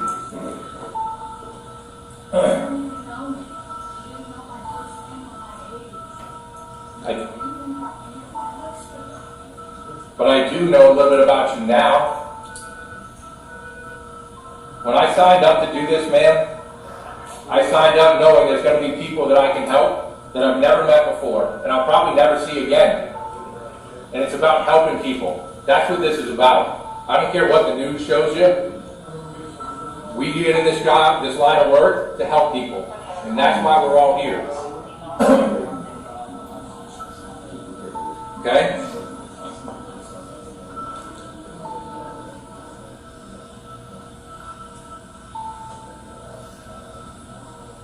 What are you contemplating hurting yourself for? Why?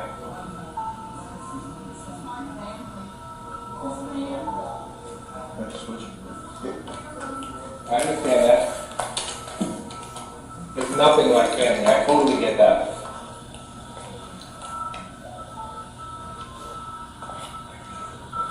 You wouldn't want to see you hurt yourself. That's right here. She's right down there.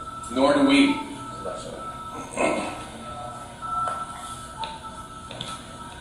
Nobody wants that.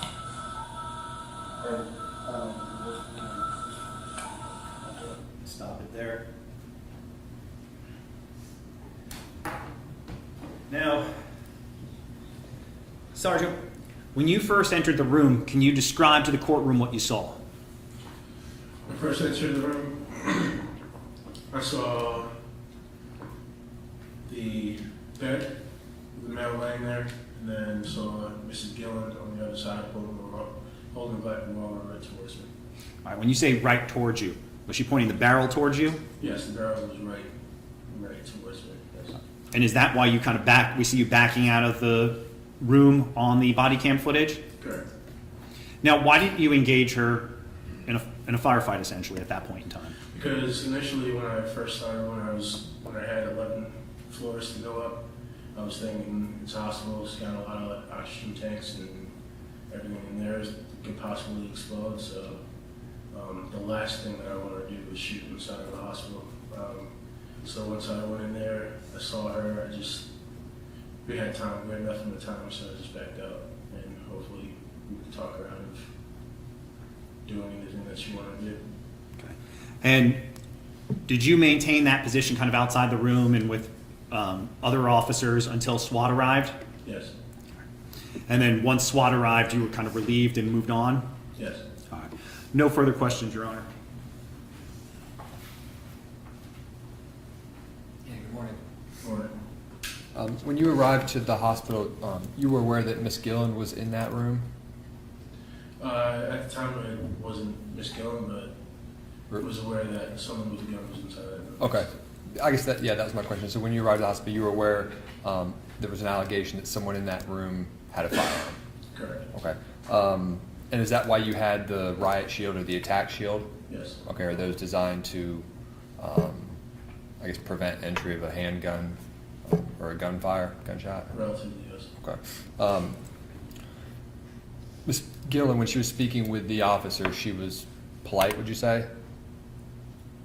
For the most part. Right. She didn't raise her voice or anything at you or at the other officer? No. Okay. And you weren't, when SWAT arrived, I think you were asked, you were kind of relieved of your spot? Yes. Outside the hotel room? Okay. Or the...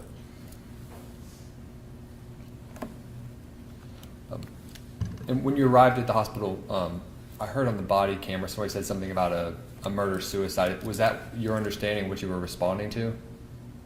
No, what I was responding was just active shooting. Sergeant Ransom had said it was possibly going to be murder-suicide just off of his training experience, but we were responding with an active shooting. Okay. That's Okay, nothing further. Thank you. Sergeant, is there anything polite about somebody pointing a gun at you? No, not at all. All right. Did you take that as a kind gesture? No, I did not. All right. When you saw that gun pointed at you, did you have concerns for your safety and well-being? Yes, I did. All right. Nothing further, Your Honor. Thank you, Sergeant. You missed that down. And Your Honor, the state's last witness will be Sergeant James Maher.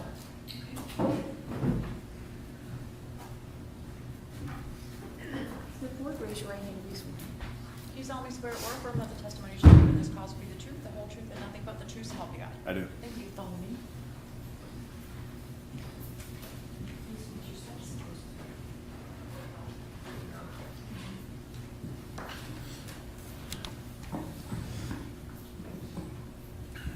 All right. Good morning. Can you please introduce yourself to the courtroom? I'm James Maher, M-A-H-E-R. And Sergeant Maher, where are you employed? I work for the city of Daytona Beach Police Department All right. And how long have you been with the Daytona Beach Police Department? Since 2009. Back in 2023, specifically January 21st, what was your role with the Daytona Beach Police Department? At the time, I was the sergeant for the crime suppression team or violent criminal apprehension team, I'm not sure which one, and team leader for the SWAT entry team. All right. So let's talk about what is a team leader for a SWAT entry team? So most people think of SWAT, they think of just one team. It is a big team, but there's multiple teams inside of a SWAT team. So you have an entry team that does the actual entering of a structure or a room like this. You have a breacher team to get us through doors, sniper teams. There's different teams. For the entry purpose, I was a team leader. Now, as a SWAT team leader, who decides how to make entry into a room? It really depends on the situation. In a situation with this, it's dynamic. I'm sure they had a plan before I showed up. When I showed up, I assessed the situation, develop a plan, send that plan through my commander, make sure he's aware of what I was thinking, any changes he might want to make, and then we execute the plan. Now, when you got this call out, where were you? I believe I was home. Okay, so even when you're not working, you're still working when you're in SWAT? Correct. And when you responded to the hospital, do you recall around what time you responded to the hospital? Daytime is all I can tell you. I don't know what time of day it was. Now, when you respond to the hospital, how is the hospital kind of secured at this point? Or what is done to secure the hospital? The hospital's on a lockdown by the time I get there. There's police vehicles everywhere, emergency vehicles everywhere. It came out as an active shooter, as testified earlier, so that's going to get a large response. Obviously, I'm going to go through the perimeters. I made my way through the 11th floor. And when you say the hospital is on lockdown, does that mean nobody can come in and nobody can leave at this point in time? Yes. All right. And that lockdown, does that lockdown stay in place for several hours? Can I correct that last one? I'm not sure if at some point somebody could leave if they had to. Like, if we can clear somebody to get out, well, we're not going to hold them in a dangerous situation. But as far as anyone coming in, they couldn't come into the Correct. We don't want any additional victims and or threats coming in behind us. All right, so if someone's wife is in labor in this hospital right now and their husband was on their way, they can't get into the hospital. If we're on lockdown, no. And so that hospital was placed on lockdown for several hours. Would that be accurate? That's correct. So once you get up to the 11th floor, who's up there with you? There was a lot of people up there. The hallway was extremely crowded. That was one of my first issues I had, was getting certain people, certain patrol officers, security guards, whoever it may be, back away from the threat. My second thought is obviously secondary victims, people in rooms next door. Sergeant over there brought up a great point. There's oxygen that runs through the walls. Started working on trying to get that oxygen shut down for any secondary explosions. All right, so let's talk about that. So the oxygen issue in the hospital, what risk does that pose to you for your operators? I mean, it's a huge threat. If oxygen is highly flammable, you know, some of the devices we use are small, I guess you could describe as explosions. Bullets entering an oxygen line, I wouldn't want to figure out what happens. So those are all major safety concerns for you? Correct.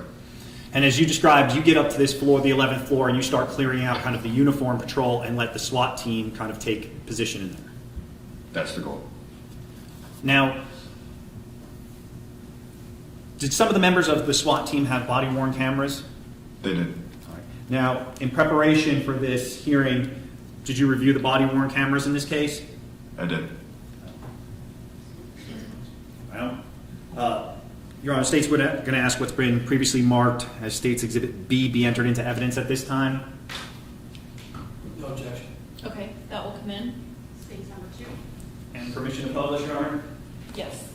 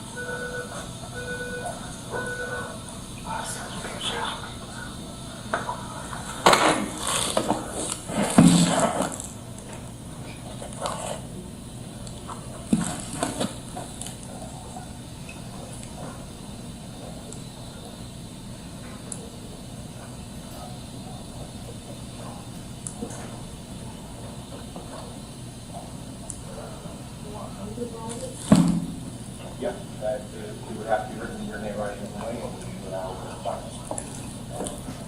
So I think the signing part is the rest of the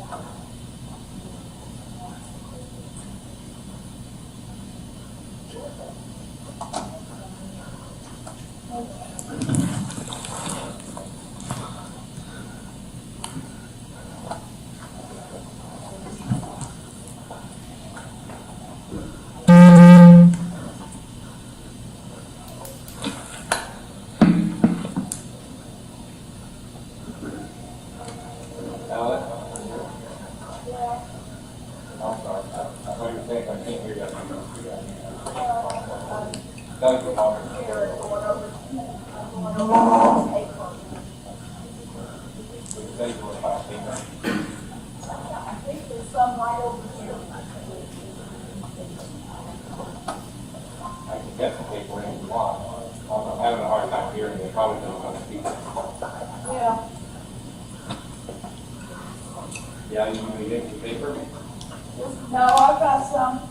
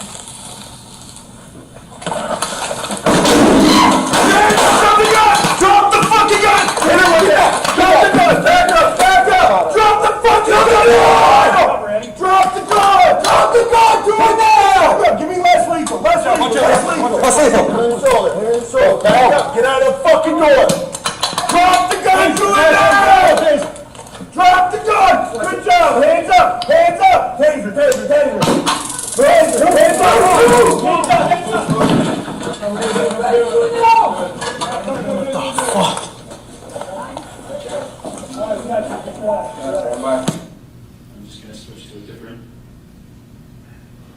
angle.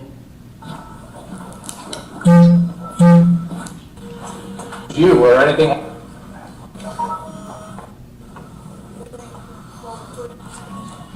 Very difficult.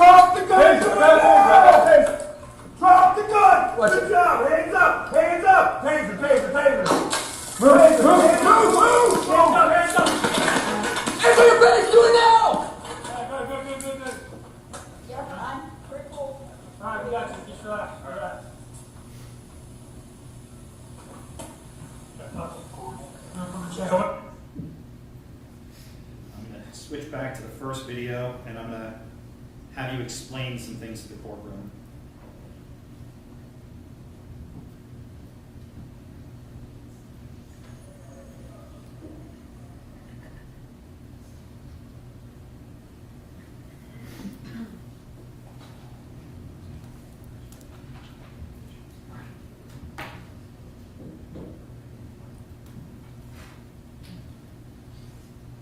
Just a moment.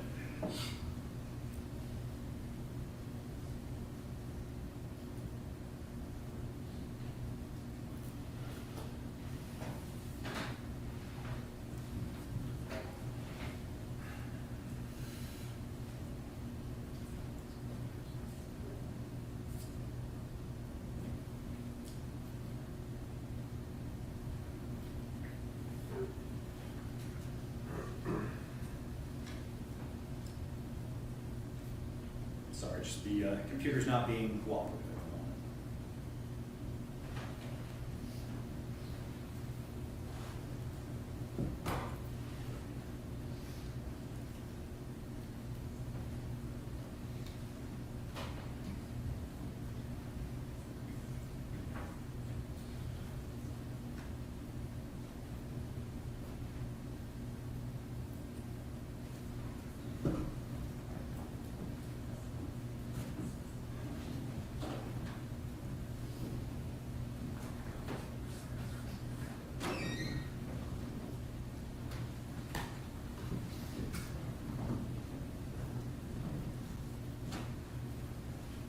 From my end, it's showing you're not plugged Oh in. yeah, I had to remove it. It's the my laptop is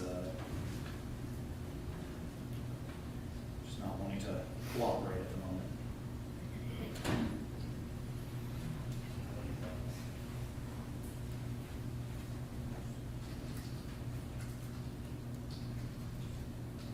It's gonna be 1 minute. I'm just gonna try the old reset it.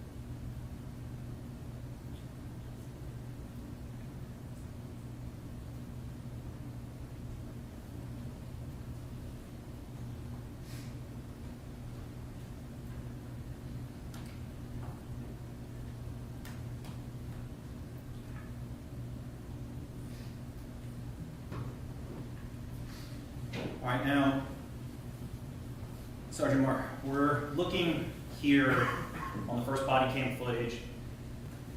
What's the device on the pole right over there that's like kind of peeking into the room? That's what we call a pole camera.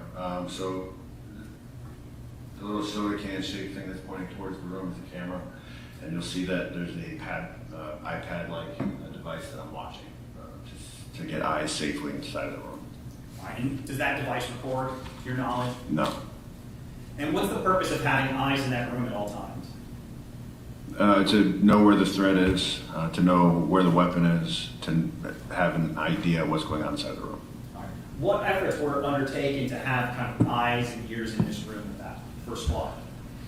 This was the worst case scenario. This is pretty hard. We're 11 floors up.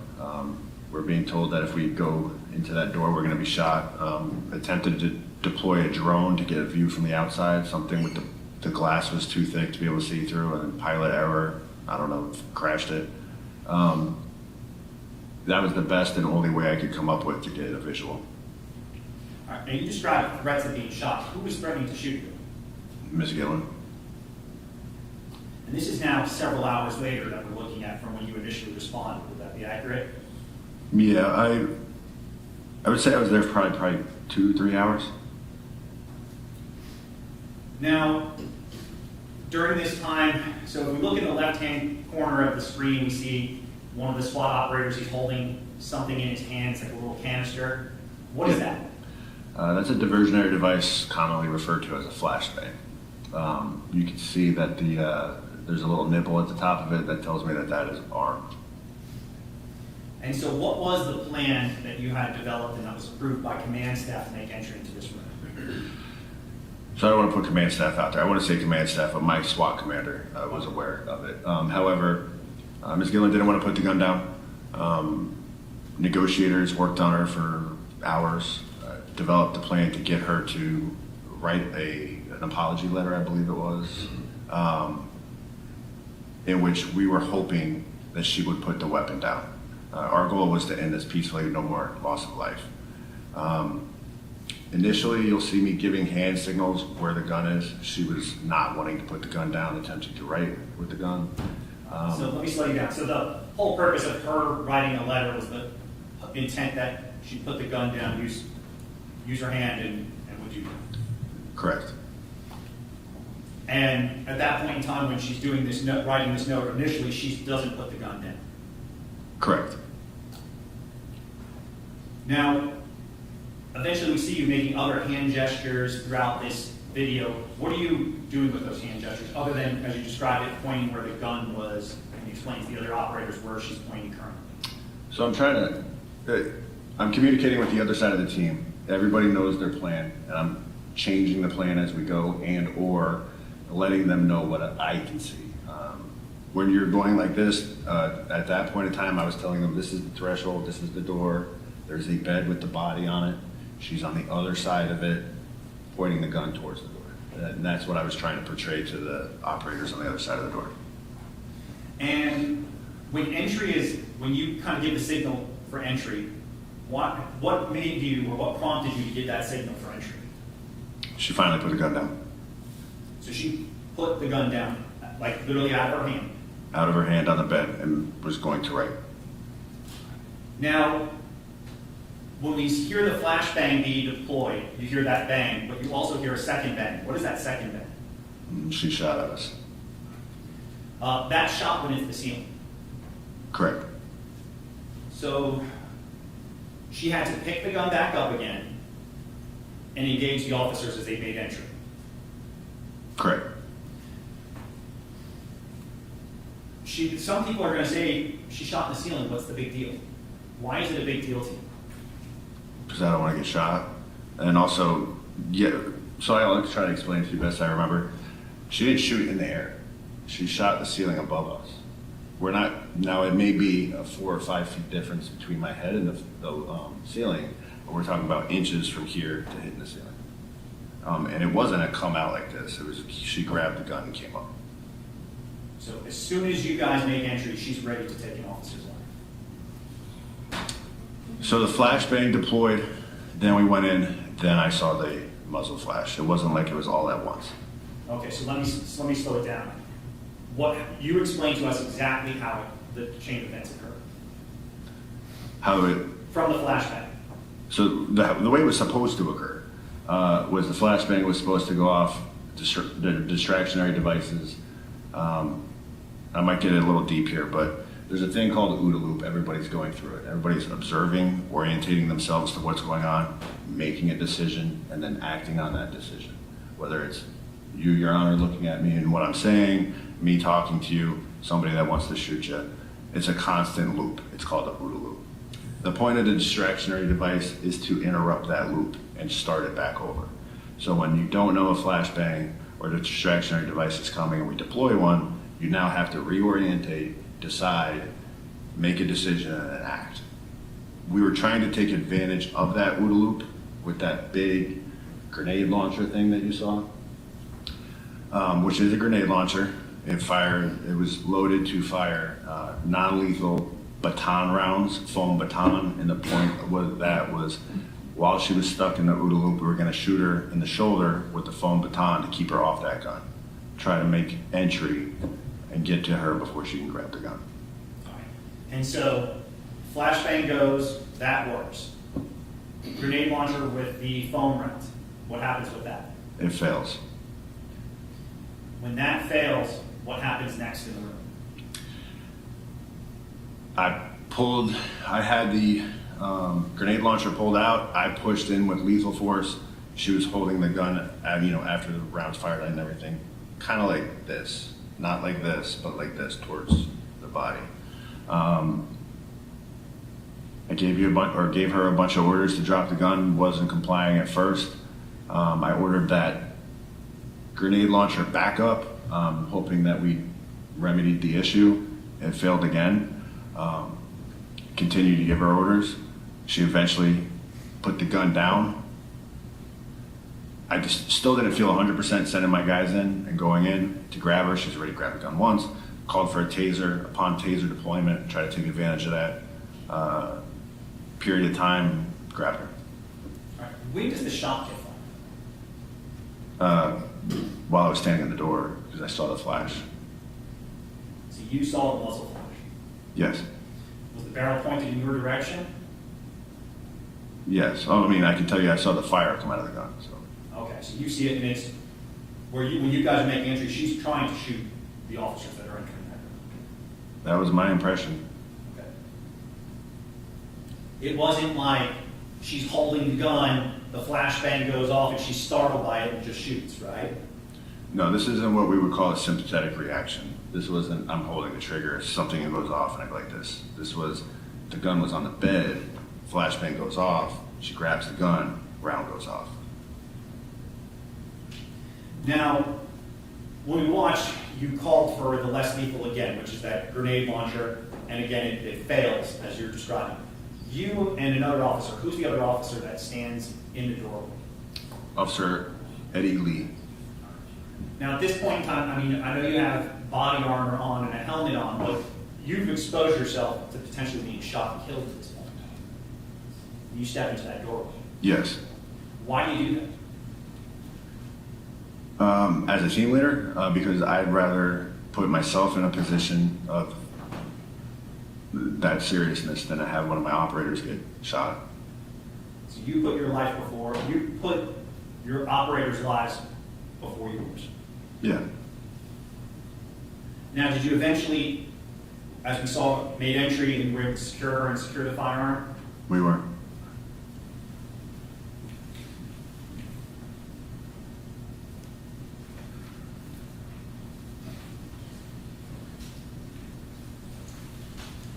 I'm going to approach what's been previously marked for identification as States Exhibit D and E. As you were describing to the court just a few moments ago, she was being instructed to write a note. That would be States E here for identification. This was the note that she was kind of being utilized by negotiator Ransom to get her to be distracted and place that firearm down. Is that correct? Correct. All right, and then also recovered by Daytona Beach police officers in the room was a suicide note. Do you recall that as well?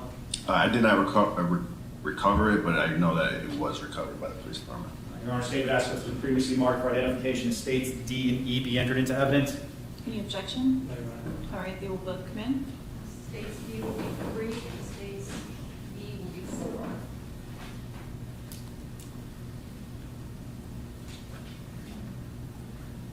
Now, when you're standing there in the doorway, you're vulnerable to being shot or killed at that point in time. How come you don't open fire on her, even though she's holding the gun? I know she's got it pointed down, but why do you not shoot?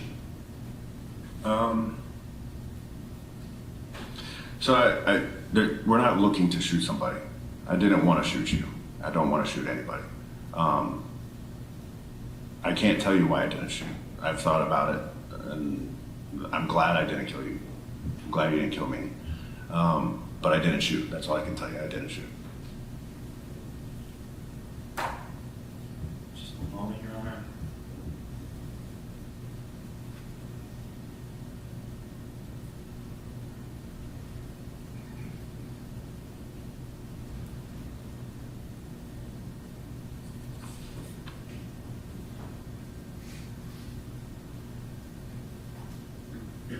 Nothing further.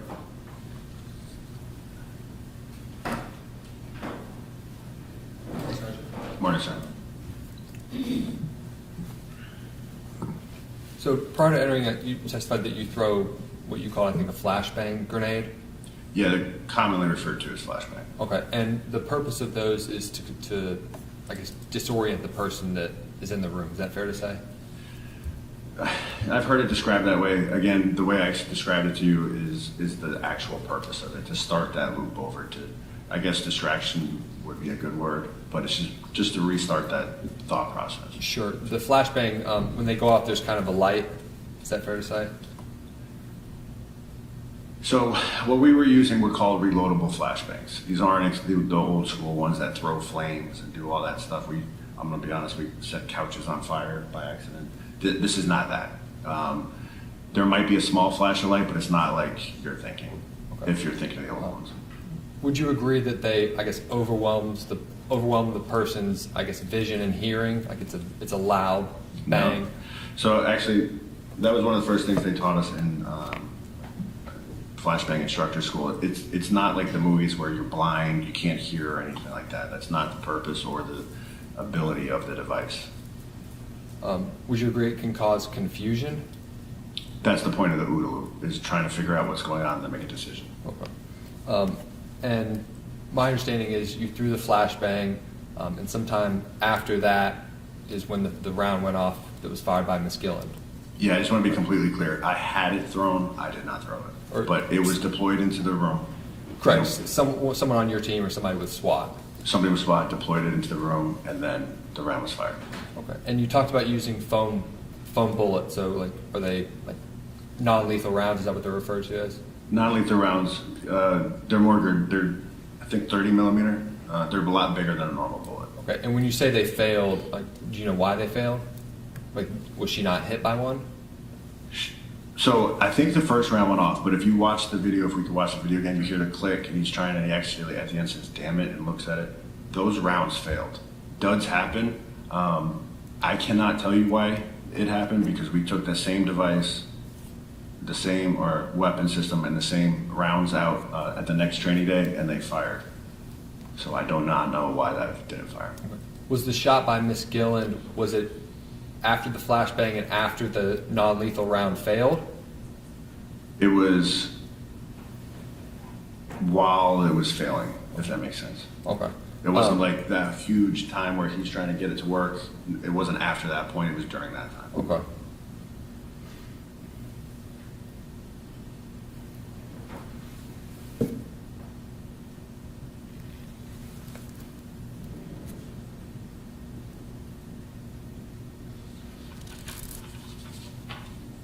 And while you were on scene, I think Miss Gilland expressed multiple times that she wanted to take her own life.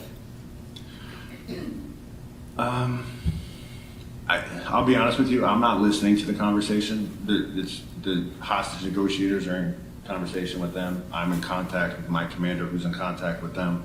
A couple of times I may have overheard what she was saying, but I'm really concentrated on what's going on with my guys. I do remember a few things of what she said, but not really the conversation. And the round that went off, would you agree, based on the flashbang and the confusion that can create, Miss Gilland could have been trying to take her own life at that point? And No, and went absolutely off of the not. ceiling? You wouldn't No, I agree with that? do not agree with that. Okay. Just a moment, Judge. Nothing further. Thank you, Sergeant. Have a good night. Thank you, sir. No redirect, Your Honor. All right, thank you, Sergeant. You can Thank sit you. down. And Your Honor, state has no further witnesses. All right. And Mr. Ferry. Judge, we call Dr. Stephen Nelson, he has a conflict, so we need to take him first. He's supposed to be logged on to Zoom, right? He's not currently logged on.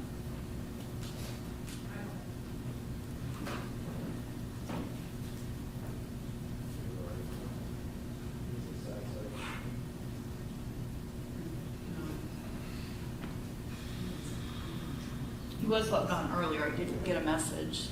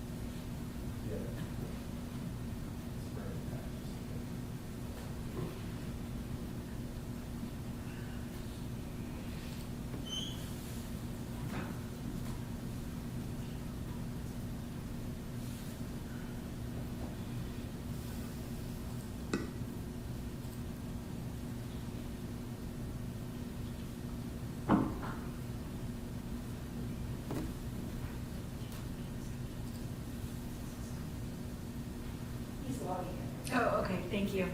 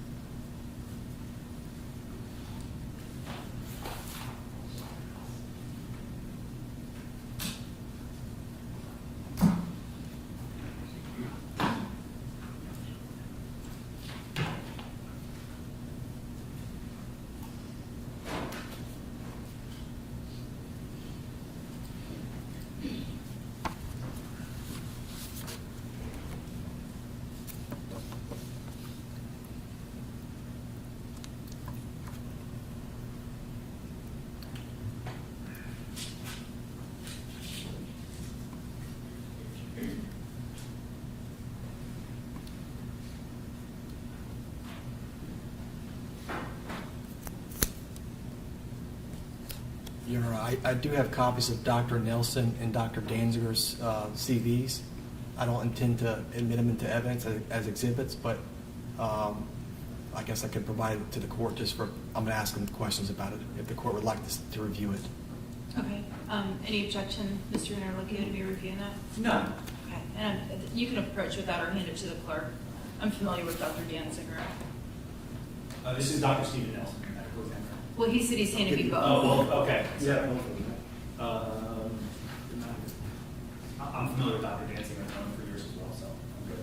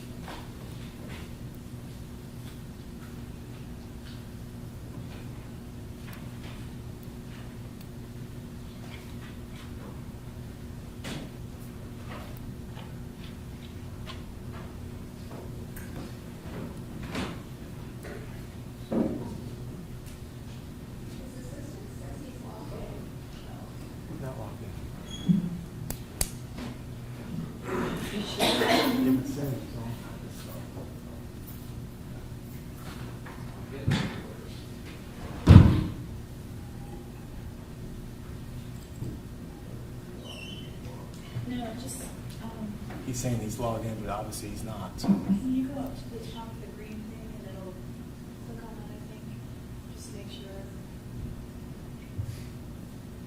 That is not my meeting ID, so that's the problem. Oh. The courtroom was switched. Oh. That's why. It's still her ID. Yeah, so just exit it and do new meeting, please. I think that's how I'm going in, but.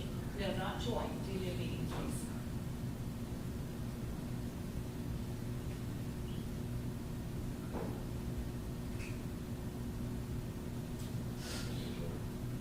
No, this is right, leave it.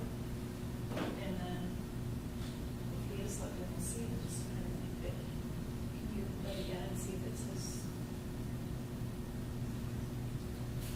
The meeting ID is not. Yeah.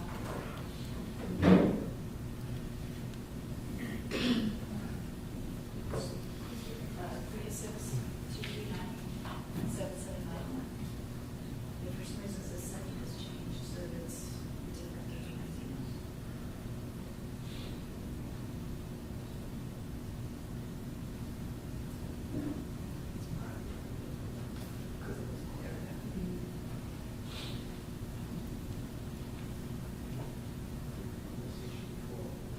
Yeah, this happened before where it changed the meeting ID.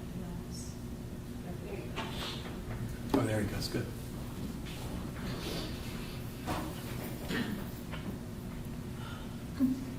Good morning, Doctor. Can you hear us okay? Hey, good morning. Yeah. Yeah, I apologize for the technological confusion on our end. Would you raise your right hand, please, so the clerk can swear you in, sir? Do you solemnly Certainly. swear? Do you solemnly swear or affirm that the testimony you shall give in this cause will be the truth, the whole truth, and nothing but the truth, so help you God? I do. Thank you. Good morning, Dr. Nelson. Hey, good morning, Mr. Ferry. Please state your full name for the record. I'm Dr. Stephen Nelson. And how are you employed? I'm the Chief Medical Examiner, Judicial, Polk, Hardy, and Highlands counties. Please tell the court your educational background. I have to have a D degree in order to do this. I have a medical degree. I have a master's degree in pathology and a bachelor's degree in biology. And what professional licenses do you have? I'm licensed here in Florida as a physician. Okay. Have you testified in criminal cases before? Yes, many times, hundreds of times. In what capacity? Typically as the medical examiner for this circuit, other circuits around the state, federal courts, and outside of the United States in Puerto Rico. And what specific areas has your testimony related to? I'd be in pathology. And what is forensic pathology? Forensic pathology is how medicine interacts with the law. It involves the medical exam, violent, unnatural death. We're charged under Florida law to certify those deaths. Okay. In this particular case, and Ms. Gilland, what records did you review? I reviewed Mr. Gilland's medical records from Select Specialty Hospital from January 1st of 2023 through January 21st of 2023. And given your educational background and your training and experience, do you have an opinion as relates to Mr. Gilland's health condition over those, I guess, 20 or so days of medical records? Yes, he has a number of which he's being treated, including atrial fibrillation. So his health is not in the best of condition for a 77-year-old man. From reviewing those records, did it appear that he had several organs that I guess were failing him as well? Yes. Okay. And did he have obviously difficulty breathing? He had it to assist. I'm sorry, doctor. We lost that testimony. We could not hear that testimony. He had a breathing tube, a tracheostomy tube to assist with his breathing. Okay.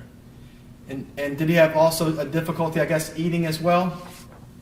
Yes, because of that tracheostomy tube, he would have had difficulty eating orally through his mouth for the danger of having food aspirate into his lungs. Okay. So it's fair to say that he had difficulty, I guess, eating and also breathing, right? Yes. Could you tell by reviewing the medical records as relates to his level of pain? He has a large sacral decubitus ulcer on his buttocks. That for certain. Okay. So in addition to reviewing the medical records, you also have reviewed photographs as well of injuries to Mr. Gilland, correct?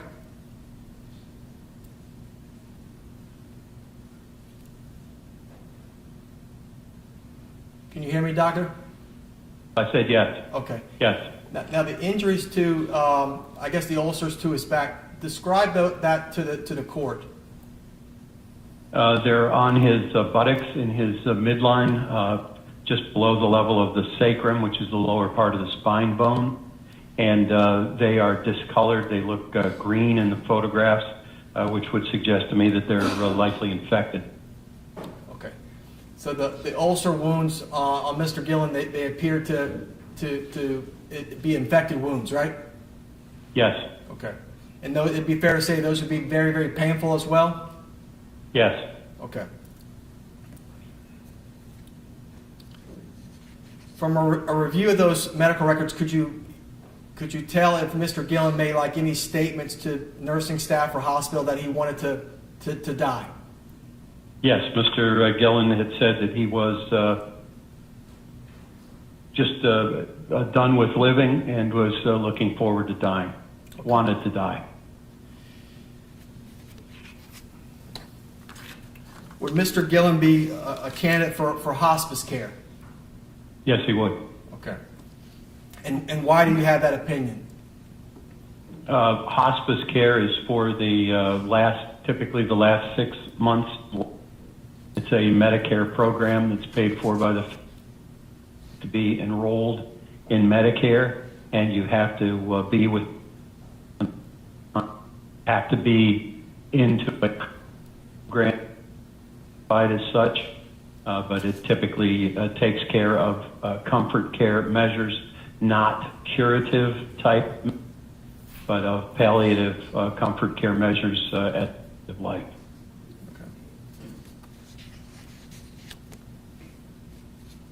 Given the injuries that you saw on Mr. Gilland's body and obviously the trach, would Miss Gilland be able to care for him in those conditions? This decubitus ulcer, they're very difficult to heal.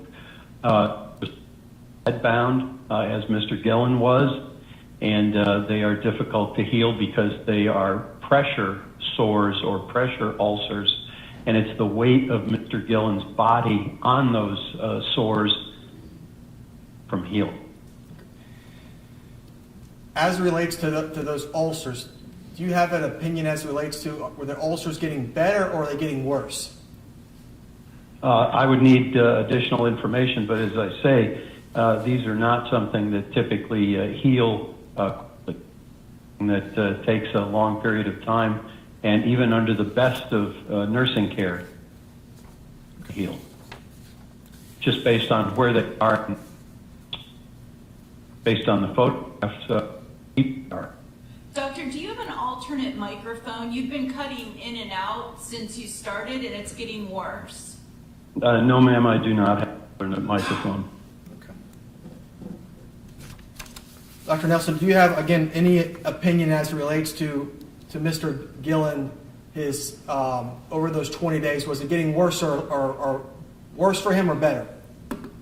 Oh, it's not getting better. Mr. Gilland is getting worse, and he's certainly not getting better based on the conditions that he's had that probably lasted a lifetime. Thank you so much.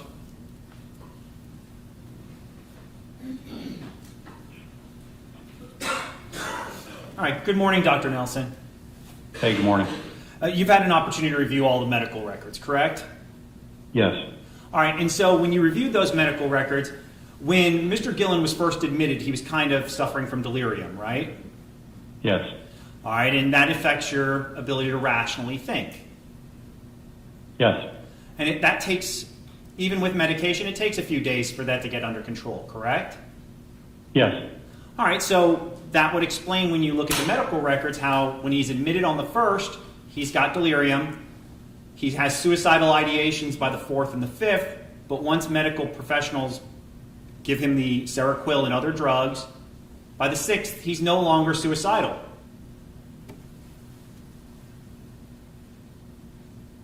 Is that accurate? That question sounded like a statement to me. Is that accurate?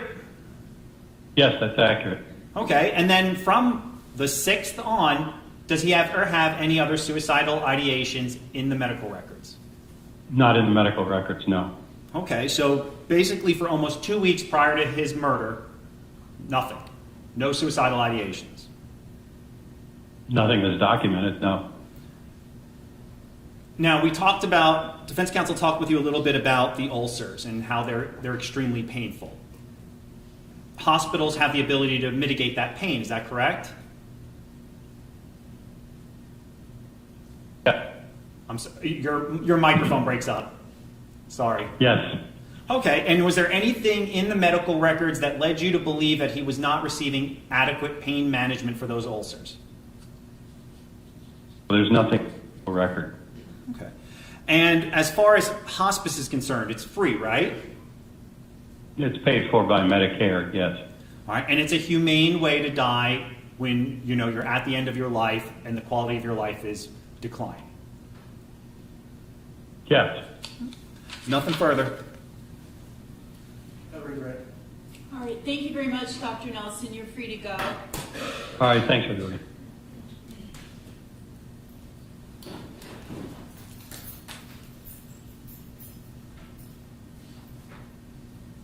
All right, who's your next witness? Dr. Danziger? So before I raise your right hand, be sworn. Do you solemnly swear or affirm that the testimony you shall give in this case will be the truth, the whole truth, and nothing but the truth, so help you God? Thank you. Then can you please follow me? And good morning, Your Honor. Good morning. Please watch your steps. Thank you.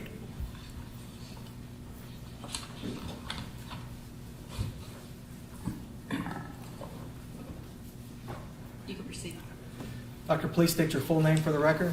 Jeffrey A. Danziger, D-A-N-Z-I-G-E-R. And how are you employed? I am a psychiatrist. Okay. Can you please tell the court about your educational background? After graduating high school in South Florida, I attended Harvard College, Cambridge, Mass., graduating with my bachelor's degree in biology in 1978. I then came to the University of Miami School of Medicine, and I received my MD in 1982. I then went to Washington University, St. Louis, where I completed my internship and residency in psychiatry, completing my residency training in 1986. I spent 1 year on the faculty of the medical school, and then in 1987 returned to my home state of Florida, and I've been in Central Florida now for nearly 38 years. I have an office practice in Maitland, Florida, right off exit 90 of I-4, just north of Orlando. I am board certified by the American Board of Psychiatry and Neurology in 4 specialties: psychiatry, addiction psychiatry, forensic psychiatry, and geriatric psychiatry. And while I maintain an office practice in Maitland, a general psych practice, I also practice in the realm of forensic psychiatry. What is forensic psychiatry? Forensic psychiatry, forensic simply refers to interaction with the legal system. So as a forensic psychiatrist, I'm asked to offer opinions to lawyers, judges, juries about people's mental state as it applies to some legal situation. It might be a criminal case, such as the matter today, might be a civil case, might be a probate case involving a will contest, or might be a fitness for duty assessment. So it's simply offering opinions about people's mental and emotional state in a legal setting. And you testified in criminal cases, civil cases, and also have you testified in federal court as well? I have. I've testified throughout the state of Florida, essentially from Key West to Pensacola, and have also testified and been qualified to do so in federal courts throughout the state. Okay. As it relates to Miss Gilland's case, how were you involved? I was asked to see her by your office shortly after her arrest on these charges. And initially I was asked to evaluate her. It was in early February 2023 regarding her mental state at the time, what psychiatric disorders she suffered from, the risk of violence, and initially it was also with regard to whether she would be safe to be released into the community on bond, which ultimately was granted by the court. And when conducting that evaluation of Miss Gilland, did you take into account her medical history? I did. Okay. And can you tell the court what is Miss Gilland's medical history? Ms. Gilland has a complex medical history. She has a number of chronic illnesses, meaning they've been present for many years, and that includes diabetes, severe osteoarthritis, hyperlipidemia, reflux disease, and chronic obstructive pulmonary disease. In addition, she has a history of breast cancer. First bout was 1979 with a mastectomy and reconstructive surgery. There was a recurrence of breast cancer in 2018, which again required a mastectomy and further treatment by oncologists. Further complicating her history are multiple orthopedic procedures. I believe she has an artificial hip on the left, a pin in the right hip. She has rods in both femurs, and I believe she had a right knee replacement. So because of that, she walks or ambulates very slowly with a walker. There are elements of chronic pain, and because of the arthritis and the various orthopedic procedures, it interferes with her sleep. So this is someone who's now 78 years old and has a complicated medical history. When doing the psychiatric evaluation of Ms. Gilland, do you also ask her questions as it relates to her substance abuse history at all? Yes. Okay, and to your knowledge, does Ms. Gilland have any substance abuse issues whatsoever? No, there was no history of any issues with the abuse of alcohol, no histories with the use of street drugs, no history of the misuse of prescription medications. To be precise, she might occasionally use a CBD gummy to help with sleep and pain, but all of that was legal and authorized. And those only perhaps twice a month. So no history of substance use disorders. Did she have any psychiatric history whatsoever? Nothing prior to 2023. This was someone who had not otherwise suffered from depression, psychiatric hospitalizations, mental illness, suicide attempts, violent or aggressive behavior. What took place in late 2022, early 2023 was a first episode of mental illness. Did you perform a mental status examination upon her when you're doing the psychiatric evaluation? Yes. Okay, and what did that reveal? What it revealed, by the time I saw her on February 5, she was in better shape than she had been. The suicidal intention and plans had passed.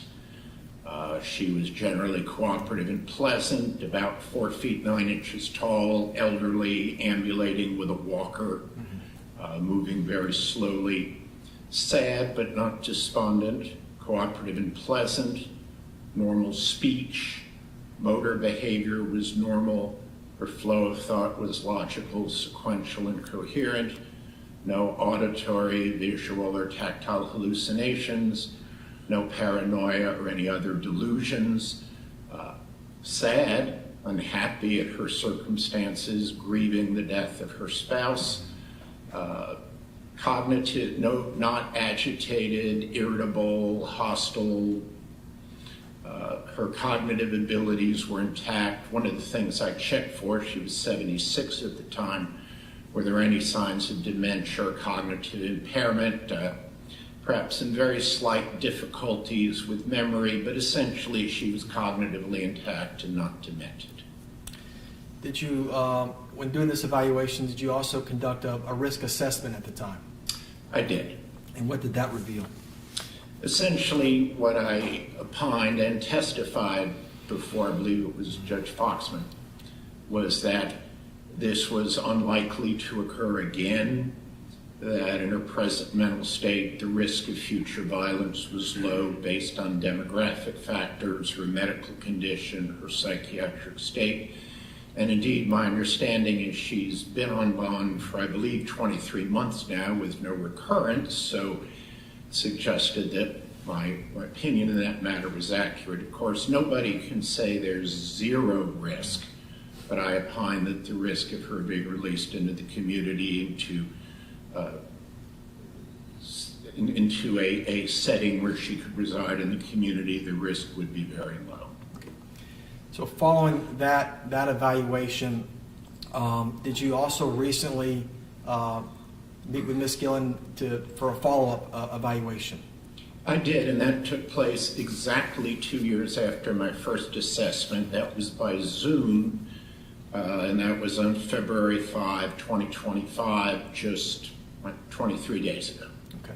And has your opinion changed as relates to Ms. Gilland, the risk assessment, or any of the other things we went over? It would not. When I met with her, she was on antidepressant medications. She was on an anti-anxiety medication, no controlled substances, no issues that she's abusing substances, not suicidal, not violent. Symptoms of mental illness appear to be well controlled. So I did not see her as representing any imminent risk of harm or danger while living in the community. And perhaps the most important factor of that is she's been in the community for 23 months now. I believe 2 years will be next month. I'm not aware of any indications where she's violated the terms of her bond or represented any threat of harm to herself or anyone else in the past nearly 2 years. And this morning, you've watched, I guess, some of the body cam videos and some of the testimony in the case? Yes, I've been here since court was in session this morning. Okay. By reviewing the testimony today, and I guess, and also some of the body cams, are there any other potential mitigating factors for Ms. Gilland from your standpoint that could be beneficial to her? First, it's my opinion at her advanced age, with her long list of medical problems, she suffers from a number of medical issues unrelated to substance use. They are complex. In addition to her chronic illnesses that I listed in chronic pain, she's had a recurrence of cancer before. She would be at risk of a recurrence of cancer. As far as I know, she's still cancer-free. This is someone with multiple medical problems, limited functional ability, only likely to get worse as she ages, and that may be a factor the court wishes to take into consideration in the calculation of determining her disposition. Further, it's my opinion at the time of this incident back in January 2023. I saw Ms. Gilland, of course, barely 2 weeks after the incident, so I spoke with her about her mental state at the time. She wrote a suicide note. Essentially, this was a murder-suicide where she did not go through the suicide, ultimately leading to what we saw today. I was not of the opinion this met insanity criteria, and I'm not offering the opinion to the court either then or now that this met the strict criteria for insanity as defined in the Florida statutes. However, it is my opinion that at the time of this incident, Ms. Gilland was significantly psychiatrically ill, suffering from a major depressive disorder of suicidal proportions, triggered by the decline of her husband of 53 years, his suffering, her belief that without him she should die as well, that he was suffering and his life should end. I'm not excusing it, I'm not saying it met criteria for insanity, and I understand the fear and distress her actions caused to others. It's evident from the testimony I heard today and the testimony of law enforcement and the various hospital employees. But it's my opinion her mindset was so altered in the prism of her extremely depressed and suicidal state. Her judgment and reasoning was altered.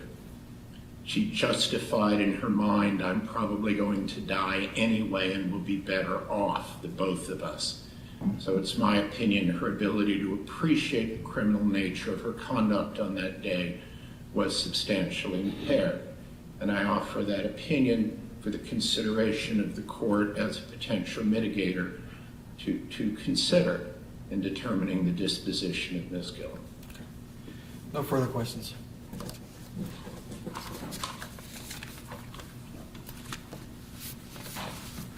I have a couple questions before Mr. Interlicchio asks. Doctor, have you had a chance to look at Ms. Gilland's statement that was attached to the pre-sentence investigation? I've not seen that. No. Okay. Would that be something that would affect your statements here today, your opinions perhaps? It could. I don't know what's in it, so the answer is perhaps, Your Honor. Okay, thank you. You can go ahead, Mr. Interlicchio. And good afternoon, Mr. Interlicchio. It's now past 12. Thank you. And nice to see you 24 hours later. I know, it's good to see you always. Now, the conditions that you described, her health conditions, she had many of those back on January 21st, 2023. Yes, by the definition of chronic means these are long-lasting. And yes, those were present back then and continue to the present. All right, so even with those medical conditions, she was able to retrieve a gun, buy ammunition that morning, go to the hospital, kill her husband, threaten hospital employees, and fire a round at the cops. I mean, just because she's older and has these medical conditions doesn't mean she's harmless. Wouldn't you agree? That's correct, and I'm not opining as to harmless. I'm opining as to future risk. Now, you'd agree, and I think you've already stated that her actions that day did cause harm to the others, as you've heard from the nurse and from other employees at the hospital, that how it's impacted them. I have no doubt of that. And just because of her age and her health conditions, you would agree she doesn't get to get a free pass. She still deserves to be punished for her crimes. And of course, that's an issue for the judge to determine. I know we're here today on the sentencing and her disposition will be determined. I'm not, certainly, and I wanted to say that on direct, I'm not opining as to insanity or any sort of pass. We're here at a sentencing. There will be some disposition which Your Honor will calculate and decide. And as you described it, because she's medicated now, she's no longer suicidal. She's not suicidal now. As of when I met with her on 23 days ago, I did not see a risk of suicide or the need for any such intervention. All right. And that's due to the medication that she was taking? Depressive episodes are not always long-lasting. Sometimes they remit spontaneously, but it's a wise idea, in my opinion, that she is on appropriate antidepressant medication. I think that's a wise strategy by her treating physician. And same goes for Mr. Gilland, though, right? He came into that hospital. I don't know if you're aware of this. Did you review any of the medical records as it relates to Mr. Gilland or have any understanding of that? I've not been supplied with the medical records, but I certainly heard the testimony today that he had a number of severe medical problems in the discussions of hospice, meaning his condition was likely terminal, and that there were references to suicidality. I don't know if there was ever any psychiatric or psychological assessment of him during his 20-odd days in the hospital, but I heard the testimony that there were references to wanting to die, and then later references that may have remitted. Okay. And so, like Seroquel, that's a typical narcotic that's given, or not narcotic, but a drug that's given for mental health reasons? It is. It's actually an antipsychotic medication used in the treatment of schizophrenia and also used as a mood stabilizer in bipolar disorder. However, if someone is in a delirious state and agitated, delirium meaning their ability to attend and focus is compromised, they may hallucinate, be disoriented, agitated. Seroquel can be used as a short-term measure to help control the agitation while the cause of the delirium is identified. And so, as you've heard some of the testimony here today, Mr. Gilland shows up at the hospital into that select care ward, and he's got that condition. He's suffering from delirium. They get it under control, and his suicidal ideations disappear. Whether it disappeared or not, I don't know. I'll simply agree with Dr. Nelson. There was no further documentation. What I don't know, if there was ever an assessment, as often occurs when someone references suicide by a psychiatrist or psychologist with privileges at that facility. I don't know if that did or did not occur. But if the medical records did demonstrate that nursing or staffing there kept checking in on him, looked into that suicidal ideations, and there were none, would that demonstrate that he didn't have any suicidal ideations? Well, of course, the record would speak for itself. If he was denying it, he was denying it. All right, so then someone who wasn't suicidal on January 21st, was then, I guess, ultimately murdered then by his wife? Because it's... There's no question that physically Ms. Gilland shot her husband. I'm not disputing that. Whether it meets the legal definition of murder versus manslaughter, I'll defer to the court and the attorneys. Okay, but understanding there was no evidence, or at least anything demonstrable, that on January 21st he wanted to die. I'm not aware of anything in the record. I'll agree with you. All right, thank you. No further questions. All right, thank you, doctor. You can step down. Thank you. May I be excused, Your Honor? Yes, have a good day, sir.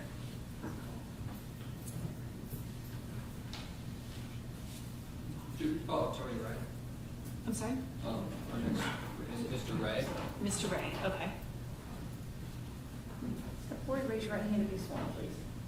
Do you solemnly swear or affirm that the testimony you shall give in this cause will be the truth, the whole truth, and nothing but the truth, so help you? I do. Thank you. Please raise yourself and sit close.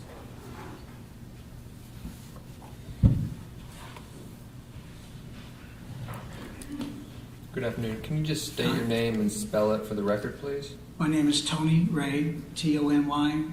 Okay. And Mr. Ray, what do you do for work? I'm retired. Okay. Prior to retiring, what did you do for work? I was a building contractor in Brevard County. Okay. And what do you do currently? Currently, my wife and I are founders of an organization called Florida End of Life Options. Okay. And when did you guys found that organization? We founded that in 2021. Okay. And why did you decide to found that organization? My wife and I have always been, we have a very large extended family, and we've always been the people that help take care of our family that's dying, people that have need for care, and most of the family members have had a good passing using the abilities of hospice, but there are two individuals in our family that really had very bad deaths, very prolonged, painful deaths, and after each of those events, the question kept coming back to me, what good did it do for all of this suffering? What good for society what did it do? You know? You mentioned Florida End of Life Options. So, what is that? We're a nonprofit grassroots movement that educates and advocates for increased knowledge for Floridians about all end-of-life options, and in particularly medical aid in dying. Okay. And I guess the purpose of the organization is to promote and educate. What else? It is to promote, to give everyone all of the correct information about things from hospice, palliative care, palliative sedation, VSED, and what's not legal in Florida, medical aid in dying. Okay. And so in Florida right now, there's currently not an option like that, correct? No, there's not. Okay. What's the status? Is there legislation regarding that? We are having efforts to get legislation passed. There was a bill filed in 2020, right at the beginning of the COVID epidemic, and that bill never got a companion in the Senate. In 3 years that we've been advocating for legislation, we've had a bill filed each year, and the very first year we got a bill filed, we had a House sponsor, and it was this event that this trial is based on that brought the attention of legislators of the need for another end-of-life option, and that would be medical aid dying, and we secured a Senate sponsor right at the deadline. We have bills filed this year in both houses. The Senate version was filed today. Can you tell the court like a brief summary of what is the bill? Basically, it's the Florida End-of-Life Options Act, and it allows someone that is has qualified through the strict requirements that they are terminal to be able to request from their physician a medication that they can choose to take at a time and place of their choosing to hasten their death. Okay. And are there other states with this option? There currently are 10 states plus Washington, D.C. that have medical aid dying laws, and there are currently 13 states that have legislation in progress. Is the bill here, is it modeled after some of these other states? Oregon was the original state to pass a medical aid dying law. It was in 1997, and it was the Oregon Death with Dignity Act. And all of the other bills or laws in the 10 states and DC are modeled after Oregon. Okay. And can you tell the court briefly, if the bill was passed, what is the process for somebody to obtain end-of-life treatment or medication? Basically what happens, you have to meet 4 major requirements to qualify for medical aid dying. You have to be an adult over the age of 18, and in our case, you'd also have to be a resident of the state of Florida. You have to be diagnosed by 2 independent physicians of having a terminal illness with a projected prognosis of less than 6 months to live, and you have to be judged by both physicians to be mentally capable of making your own health care decisions, and you also have to be able to self-administer the medication. Okay. So if legislation like this had been in place at the time of this, it could have impacted Ms. Gilland's options? Or I think if Florida had a law, it would give the Gillands and a lot of people that are facing long, protracted illnesses another choice. Gives them having the ability to control your death is very important to people at the end of life, and having the ability to choose to having an additional choice at the end of life is very important. Okay. And it's something obviously that could have prevented, potential incident like this if it was in place. Yeah, I mean, it's hard to say under that situation, but I do know, based on studies from other states, that individuals that are elderly and have a terminal illness are generally twice as likely to take their own life. Having a medical aid and dying law gives them another option, one that allows them to take the medication, fall asleep in 2 to 3 minutes, and the average is they pass away peacefully in their sleep in 1 to 2 hours. Okay. I don't have anything further for you. Thank you, Mr. Ray. The state may have some questions.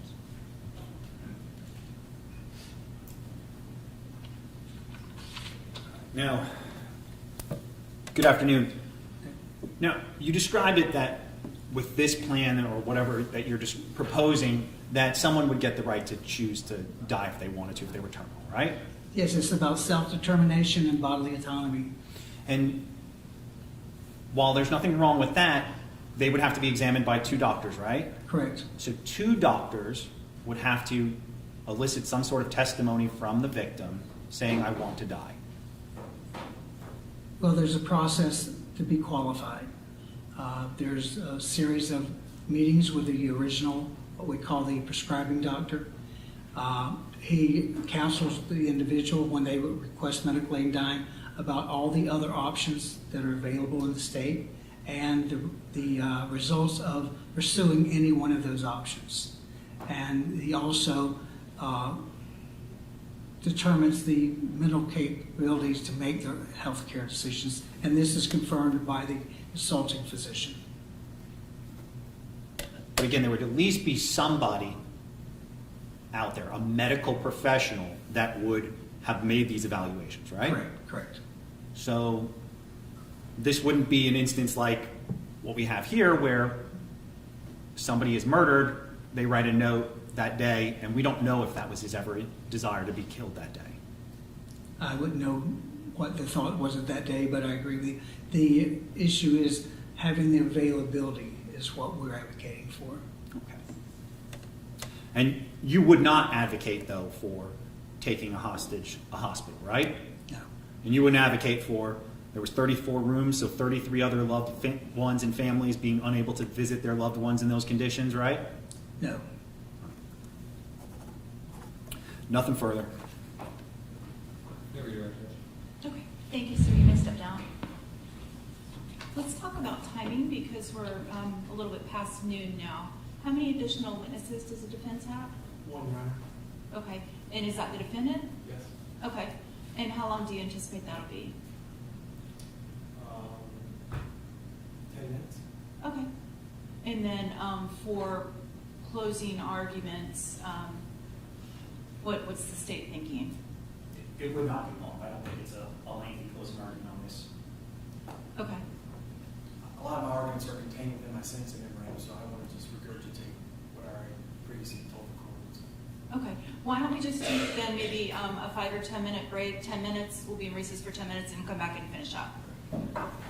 All right, we have recess.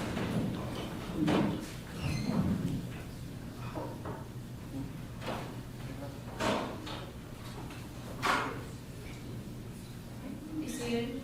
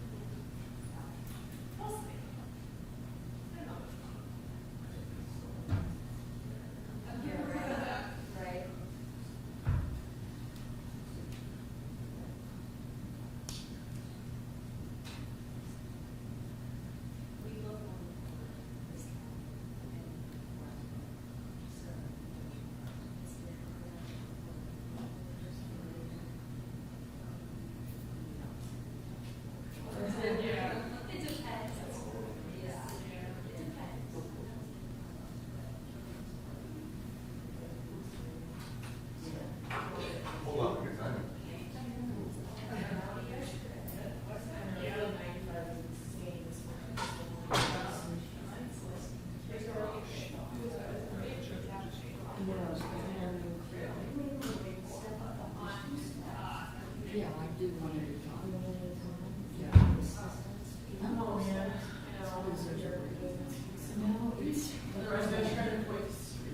yeah, absolutely.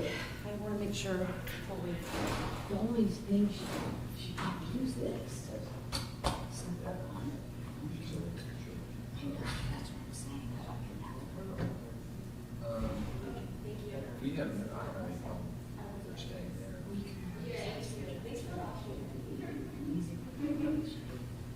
Hold them up closer.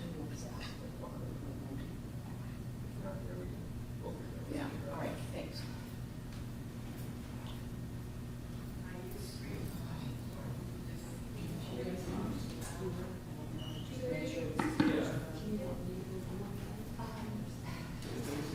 Two small steps, but there's the main.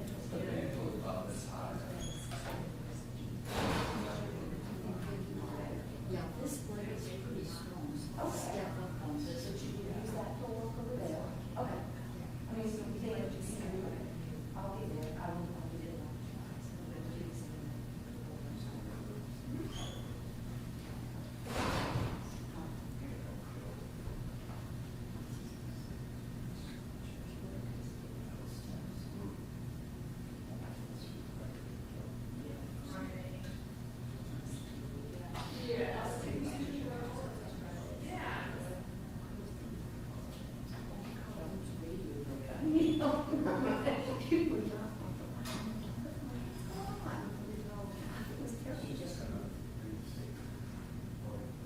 Oh, we're not doing, okay. Is she okay to stay on it? Can you stand it? I mean, you're just doing a statement, they're not doing it. Are you able to stand? Or you walk? We can let your walker behind you if you need to sit.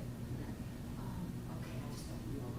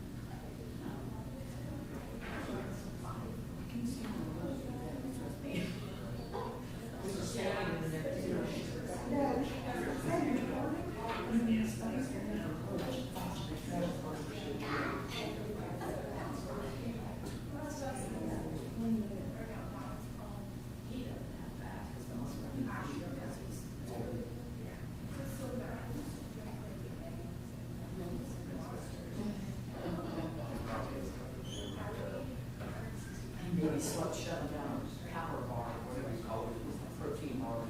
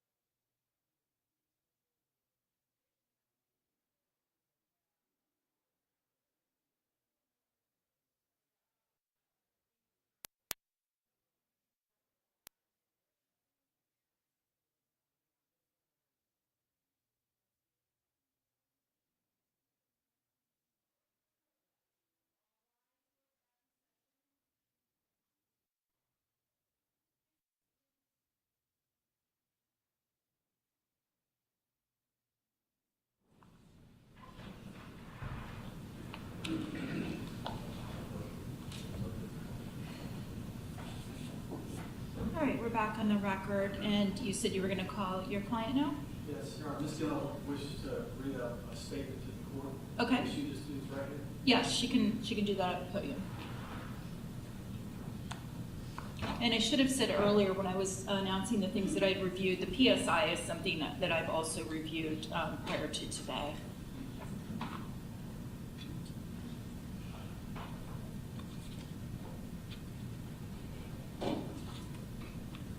Your Honor, I know she's about to read a statement, but that doesn't, prevent me from cross-examination.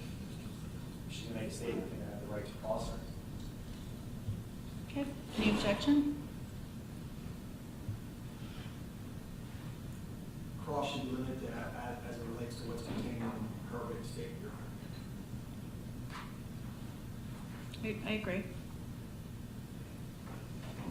Just like any other cross-exam would be limited to the subject of the testimony.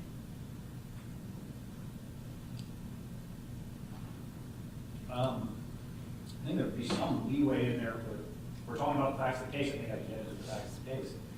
I don't know how you can make a statement and not discuss what we're here for today. Why don't we play it by ear? I'm going to let you cross, and then as to the topics of the questions, if there's an objection, you can object. All right, go ahead, ma'am. You can read your statement. Are you comfortable there at the podium? Yes, I'm fine. Okay.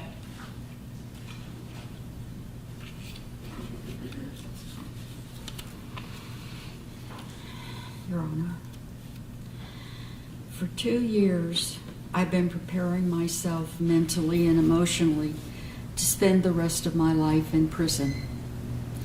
When I was first arrested, I spent 7 weeks in the Volusia County Jail. The first 2.5 weeks were in the hospital area under suicide watch.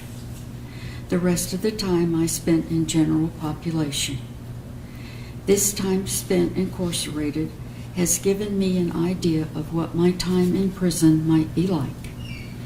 In the last few weeks, the prosecution has offered the possibility of a reprieve, and I am grateful. My name is Ellen Gilland. I was born in Iowa in 1946, and my parents, my older sister, and my younger brother moved to Ormond Beach, Florida in 1949. My father was a building contractor and built homes in Ormond Beach area. My mother was a teacher and elementary school principal. My younger sister was born in 1954, and we moved to Winter Park, Florida in 1956, where I completed my education in the Winter Park schools and Rollins College. I then spent 2 years at Ringling School of Art in Sarasota, Florida. I had a varied work career until I was in my 50s. I worked as a professional photography lab, retail sales and management for Walden Books, and had my own foliage nursery. Jerry worked for a construction firm that installed high-purity stainless steel piping for the computer and pharmaceutical industries. He traveled all over the country as an installer and then as a superintendent. I traveled with him often. We decided that I needed some kind of retirement plan, so since I had a degree in education and I had an interest in exceptional education, I returned to college and obtained my master's degree at Nova Southeastern. I worked during the day and went to school at night. I was hired as an ESE teacher at Mount Dora Middle School in 1997. I also worked at DeLand Middle School and Mount Dora High School and retired in 2013. I met Jerry Gilland in the 8th grade, and we were friends all through middle and high school. We started dating after we accidentally bumped into each other at Christmas 1964 in the old Winter Park Mall. We dated intermittently and then seriously before Jerry went to Vietnam in 1967. He was a clerk typist and was assigned to a joint Air Force and Army command office. He was the go-to guy when the colonel and the major needed anything, so he was able to get to know many of the military and civilian people on the base. My brother, Gene, was in Vietnam at the same time Jerry was there. He was a ranger and was wounded at about the time he was to have rotated back to the U.S. Due to some lost paperwork, he was passed over and wrote to my mother that he would not make it home. My mother contacted me, and since Jerry was able to call me at times, I relayed the news to him. He was able to get permission to walk Gene's orders through the command, and Gene was able to go home. My brother always said that Jerry saved his life in Vietnam. My husband was a remarkable man. He was kind, generous, funny, and loving. We supported each other through wonderful and sometimes not so wonderful times. He loved to cook and bake and had a woodworking shop where he made a beautiful porch swing for us and made and sold wooden boxes. We were married in 1969 when he returned from Vietnam. We were married for 53 years, and I miss him and will continue to miss him for the rest of my life. We did not have children since I had cancer at an early age, which returned late in life. I was diagnosed with the BRCA1 gene mutation, so I had a hysterectomy. My grandmother and my father had osteoporosis, which I inherited. I injured my spine when I was about 5 years old and continued to break bones periodically throughout my life. I have had a dozen hospital stays with broken bones. I have a replaced left hip, replaced right knee, metal rods in both my femurs, and a pin in my right hip. My left knee is bone on bone and very painful. I am able to walk without my walker, but use it most of the time when I have some distance to walk or I'm going someplace unfamiliar. I also use it to keep from tripping over things like an uneven sidewalk. I have type 2 diabetes, high cholesterol, acid reflux, sleep apnea, COPD, and Sjogren's syndrome. Since the hurricanes of 2022, in which our house flooded, I have had anxiety and panic attacks. I have hearing loss in both ears and wear hearing aids. I contracted COVID this past August and have repercussions of increased shortness of breath, exhaustion, and recurring dry cough. As an adult, I was diagnosed with an auditory processing deficit and dyscalculia. I have always known that my learning style was very different than other students. When I was in school, students with disabilities were not recognized. Fortunately, I realized on my own early that I had to take copious notes of lectures, read the chapters, and pay attention to learn. The diagnosis answered many of my questions about myself. I have lived in Central Florida all my life. Jerry and I bought our first home in Orlando shortly after we were married and lived there for 20 years. We then moved to Lake County and built a home where we lived for 30 years. When upkeep of the property became a real burden, we moved to Orlando Lutheran Towers in downtown Orlando. My older sister lived there, and it sounded like a wonderful opportunity. Shortly after we moved in, COVID hit, and my sister was diagnosed with cancer shortly after that. Jerry and I helped care for Lynn until she passed away. We decided that we didn't like apartment living and decided to move to New Smyrna, where Jerry's only remaining brother lived, and I had no remaining close relatives besides my nieces. My younger sister passed away of ovarian cancer many years ago, and my brother of complications from Agent Orange. Jerry and I rented a house on the beach side in New Smyrna and lived there a month before the first hurricane flooded our house.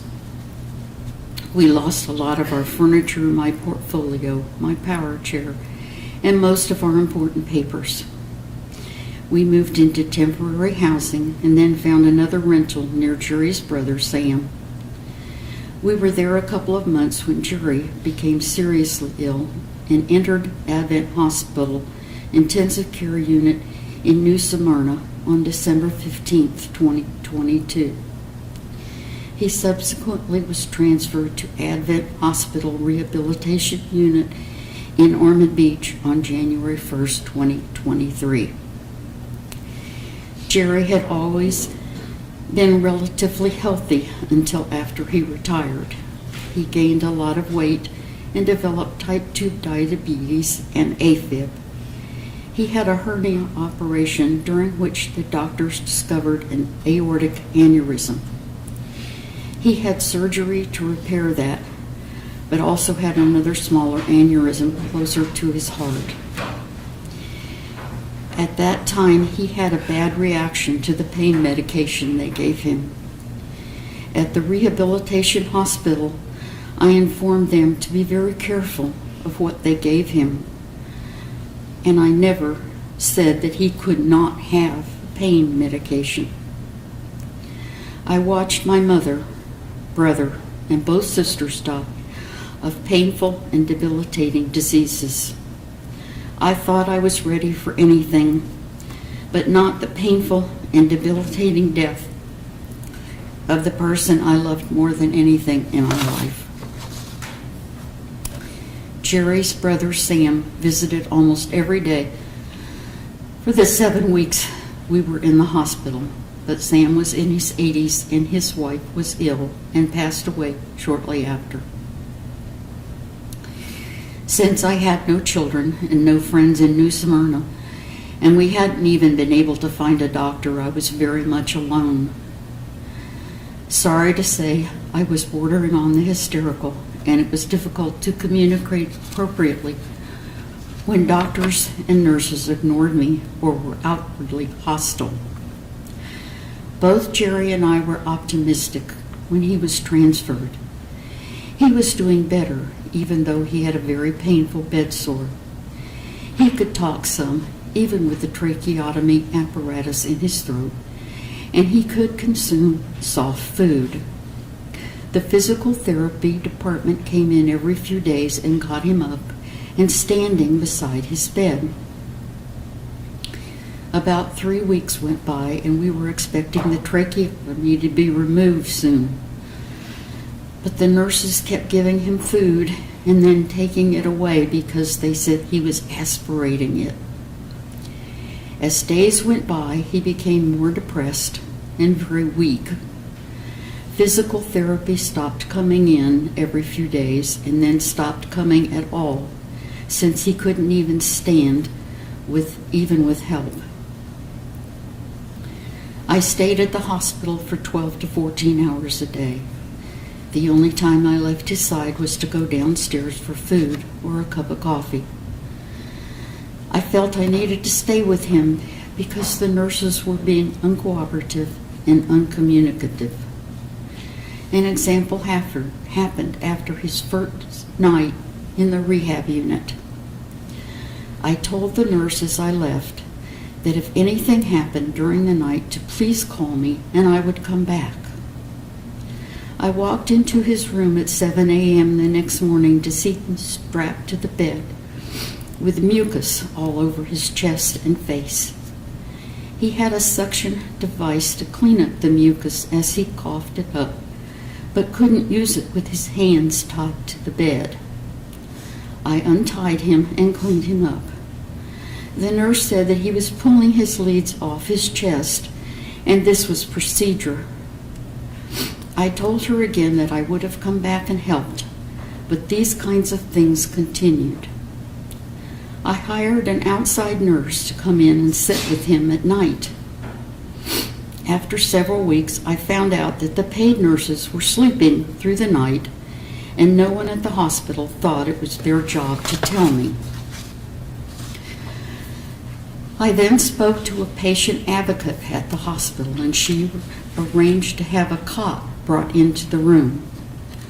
I located another nursing company and arranged to have different nurses there at night so I could get some sleep. They were to wake me if anything happened. I continued to eat downstairs since I didn't want to have food in the room when Jerry couldn't eat. I bought a coffee maker so I wouldn't have to leave for that.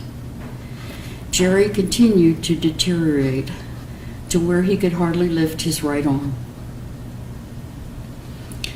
When he could talk, he would tell Sam that he wouldn't make it out of the hospital. He spoke of ending his life. 2 days before his death, the doctor came in and said it would be at least 3 more weeks before they can consider removing the tracheotomy tube. At that time, he started begging me to help him end his life. We discussed various methods. The gun he owned seemed to be the only way that we could successfully achieve his wishes. At that time, I had no hope that he would survive more time in the hospital. During this time we were in this hospital, no one ever explained comfort care or offered it in my presence. They may have discussed this with Jerry, but he never said. His gun and bullets had been underwater when the hurricane flooded our house. He told me where he kept it, and I went to the house and typed a suicide note and took the gun and bullets to a gun shop. I told them it had been underwater, and they checked it over and said it could be used, but it needed to be cleaned. I purchased a box of bullets and returned to the hospital. It was Saturday morning, January 21st. We discussed the repercussions of what we were about to do. He loaded the gun but couldn't raise it off his chest. I realized that to follow through with his wishes, that I would have to shoot him and then myself. I told him that to do this, I would go to prison if I couldn't shoot myself. He had always protected and supported me, and it was my last-ditch effort to stop this, but he was beyond helping himself or me. He took the safety off the gun, and I took it out of his hand. I held the gun behind his ear. I pulled it away and asked him if he was sure. He raised his hand and placed it on my arm and pushed the gun to his head. There was a loud bang, and he was gone. I was already crying, and I became hysterical. The machines were beeping loudly. I put the gun on the bed, and then I picked it back up and put on the safety. It had gone off so easily, I didn't want to shoot him again or put a hole in the bed. I sat beside him, holding his hand and crying until the male nurse came in the room. He was startled and said he thought some equipment had fallen. I told him to leave, and he just stood there. I picked up the gun and waved it around and told him I had a gun and leave me alone. He left. I am sure he was very traumatized, and I felt sorry, but I needed to be left alone to try to deal with what would come next. The security guards from the hospital came to the door. I told them to go away, that I had a gun. Then 2 female nurses peeked around the door, and I told them the same thing. I had no concept of time, but eventually the sheriffs came to the door. I was very frightened and grief-stricken. I was afraid they would throw me to the ground and hang my hands behind me. If that happened, I would probably have broken bones and be unable to stand or walk. I told him to go away, that I had a gun. One of the officers tried to get me to surrender. He told me that patients were not getting the care they needed, and I would be able to plan Jerry's funeral, and that they would not handcuff my hands behind my back. I didn't trust him, since I knew they had moved patients from rooms close to me, and that once arrested, I would not be allowed to do anything concerning Jerry's remains. I told him that if patients were not getting the care they needed, that I was really sorry, since Jerry didn't get the care he needed. I was really sorry. I was devastated and I was frightened. Eventually, I realized that my only option was to shoot myself. I took the safety off the gun and put it to my head. I wasn't thinking clearly and realized that I would fall off the chair onto the floor. I went to move the chair closer to the bed, but it was very heavy. I had the gun in my hand and thought it might go off while I was moving the chair. I laid it on the bed and scooted the chair closer to the bed. I reached for the gun, and that is when the flashbang went off and the officers entered the room. I don't remember specifically, but the gun must have gone off when I reached for it. The officers were yelling and swearing, and there was a lot of confusion and noise. They moved the bed away from me. I had dropped the gun on the bed and raised my hands. A female officer came in and swabbed my hands and face. Another officer came in and said he was sorry he'd shot me. It had missed and was on the floor behind me. Several officers came in and stood in the room. One of them said that I should know that he had young children. I was so confused and frightened that I didn't understand why he was telling me this. I think they handcuffed me to the chair, but I can't remember that clearly. Eventually, they got me up and I asked for my walker. They put me in a wheelchair and took me out. This has been the most frightening, debilitating, and humiliating thing that has ever happened to me. I am devastated that Jerry's illness, and especially my inability to deal with the events, led to the traumatizing of patients, staff, and officers. Thank you, Ms. Gilland. Mr. Interlicchio, did you have questions to follow up on? Yes, Your Honor. She needs to be sworn in now. Okay. Please raise your right hand to be sworn in now.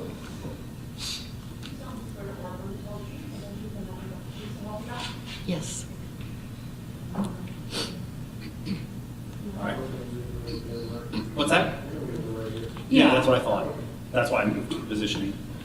All right, now, Ms. Gilland, you heard from hospital staff here today that you've been violent with them, that you put your hands on them, and that they've told you if you do that again, you'll never come back to that hospital. I had one altercation with a nurse. The reason I never put my hands on her, I had gone either to have lunch or get a cup of coffee, I don't remember. I walked into the room and she said, "Mr. Gilland has some pain," so I gave him some Tylenol. And I lost it because I had been, it seemed like every time I left the room, they would come in and do something, and then they would tell me about it. Or Jerry would say they were in and they did this or that. One time I walked in and they had put some new things on his trach, and he had mistakenly pulled the cap off and put it on his nose. And I walked in and I said, "No, honey, this goes on your trach," and I put it back. And it just seemed like things like this happened constantly, that I had no say in anything, that they weren't responding to me, and he was just getting worse. He was there for 20 days, right? About 20 days he was at this select care? Yes, 2021. And as you described it, you didn't like how they were treating your husband, you didn't like the care, the treatment. Did you look to move him to another location?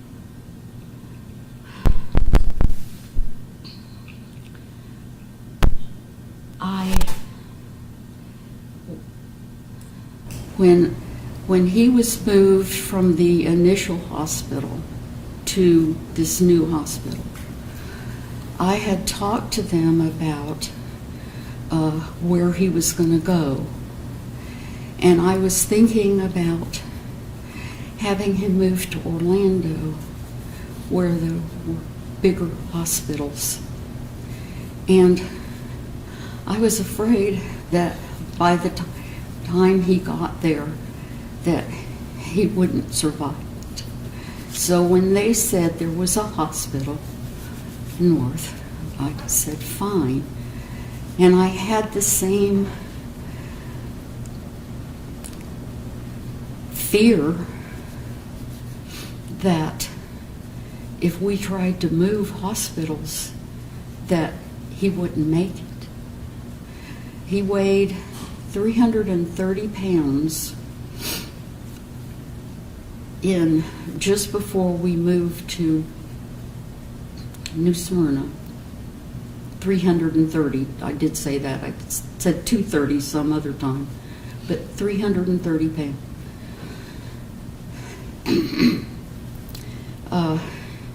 He had lost about 40 pounds before he went in the hospital, as we had been trying to diet because of his health. I'm sorry, I've lost the train. I get it. If someone like you described, you're there 24 hours, basically almost 24 hours a day, you try to kind of stay at the hospital constantly, right? To monitor his care and be by his side. I'm sorry, I'm losing you. I mean,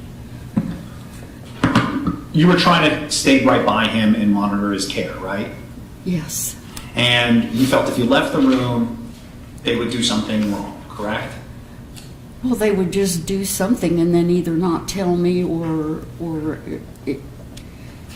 I just felt completely out of control with anything.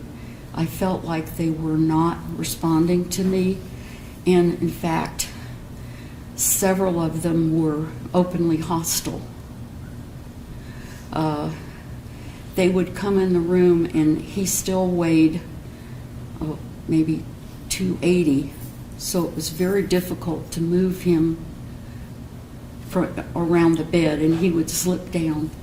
And so they would come in, and the sheet, they would, two women, one on one side and one on the other, and they would move him up. And they would be so violent that they would crack his head against the headboard. And it was very painful for him. And then they would, roll him around how they have to do to change the bed and things. And so, I don't remember when it was, but he told me that he had a sore throat. And so I thought maybe they had some kind of spray or something that might help him. So as I was going out to ask, 2 nurses came in, and I just said, please be careful and don't hit his head against the headboard, because I'd been there when they had done it. And this one nurse said, well, I'm never coming back in this room again. And I said, oh, great. You're not going to service this patient because you don't like me. And I think she got embarrassed. I left the room and I went out to ask about something for his sore throat.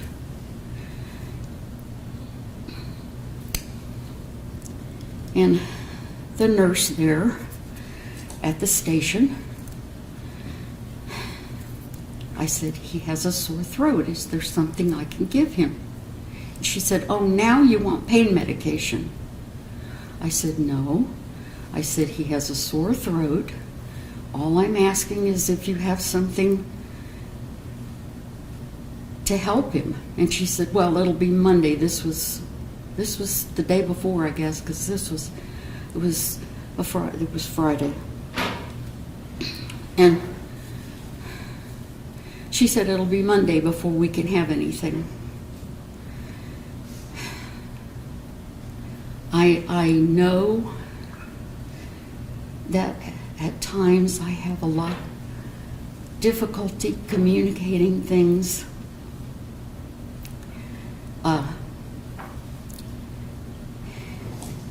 And I don't lose my temper very often. I worked with students with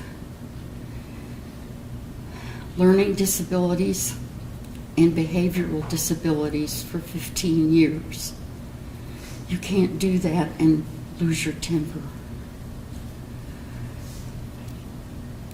I was trying to do the best I could with very limited knowledge of what was going on about him.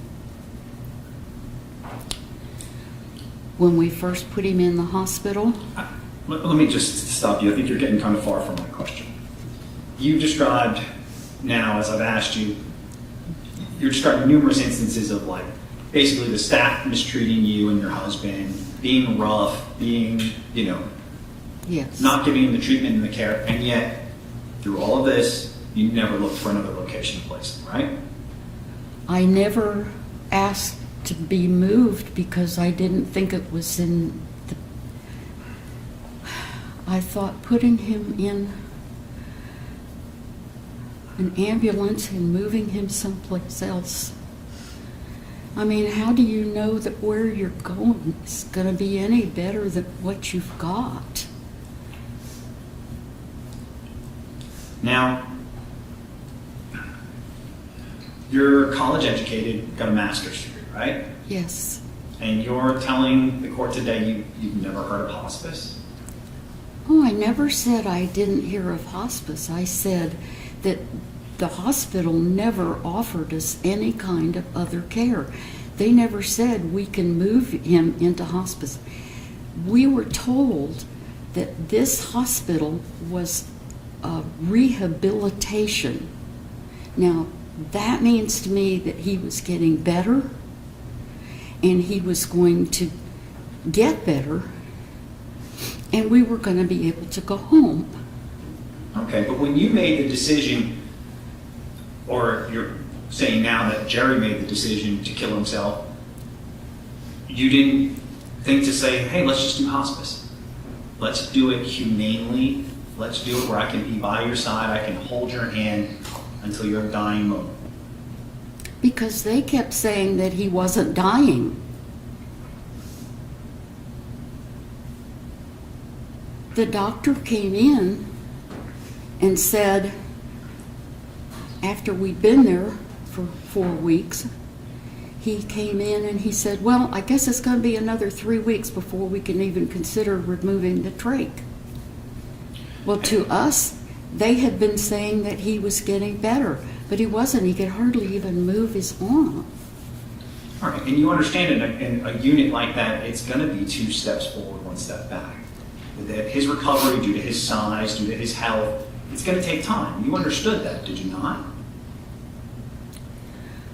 Yes, I understand that it isn't a straight line to recovery. All right, but and even so... Mr. Interlicchio, let her finish the response, please.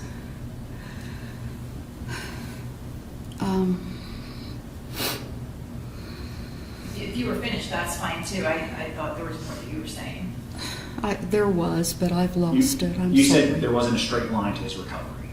Yes, we understand that. It's just that they never said he's not getting any better. Why don't you consider hospice? They never, no one ever said that to me. Well, maybe that's because he wasn't needing hospice. Maybe he wasn't at the end of his life. Did you ever think of that? That's why they didn't tell you that? I think you had to be there. I don't think you can stand there and say to me that maybe or maybe not. I was not functioning correctly. I've already said that I didn't respond to people as well as I should have. That's the only thing I can think of. And so, My hope was for him to get better.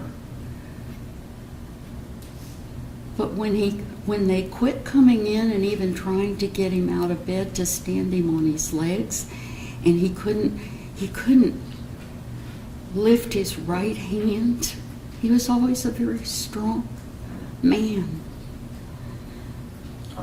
So there was the first swallow study, which is that kind of I'm sorry. There's that first swallow study, right, that was done with your husband, where they were trying to let him eat food and everything else. And he didn't do well. He started to aspirate. He had problems. Yes.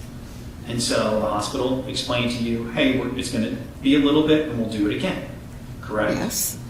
But then on the 20th, you were, the day before he was killed, you were pushing the hospital to do it again right then and there on the spot. No. You don't recall that? No. So the medical records are wrong, where the medical records that I showed earlier today that said you were basically going around and complaining to everybody that you wanted it done and it wasn't getting done. What wasn't getting done? Another swallow study. No, I don't.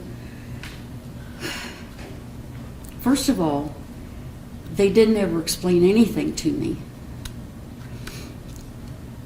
The doctor came in and said it's going to be another 3 weeks. Well, another 3 weeks, I don't understand why I would have been demanding that they do another one. I could see where he was aspirating. The tube was clear. You could see the jello. You could see the color. And so on the 21st, you went home and typed up a suicide letter, right? Yes.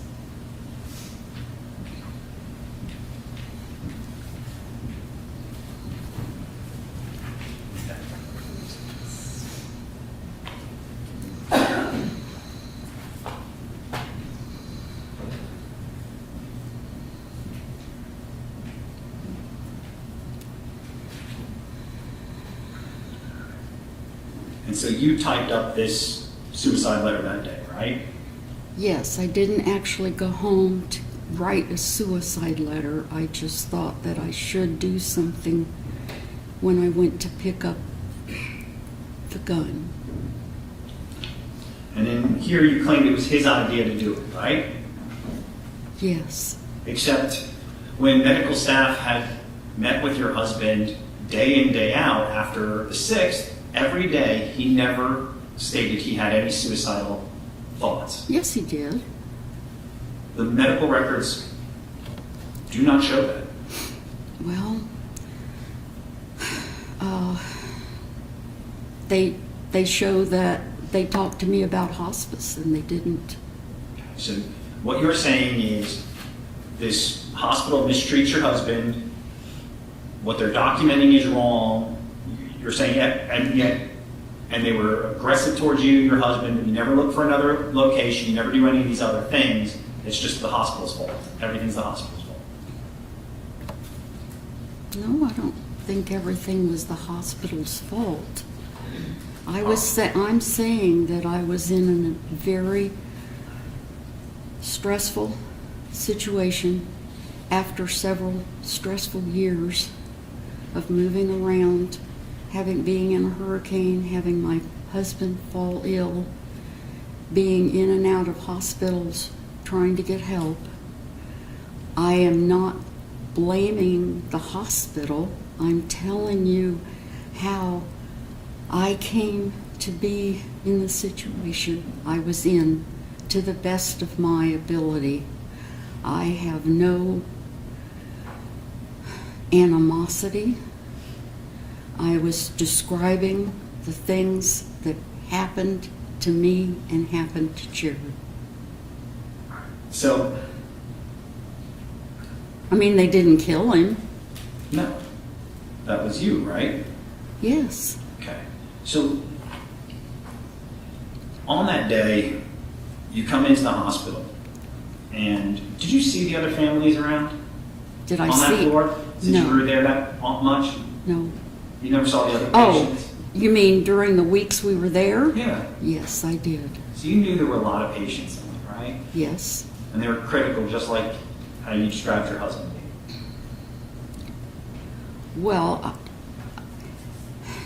You might not I know was their condition. but- going under the assumption that these people were there for rehabilitation, meaning that they weren't hopeless cases, that eventually they would get better and they would get out of the hospital.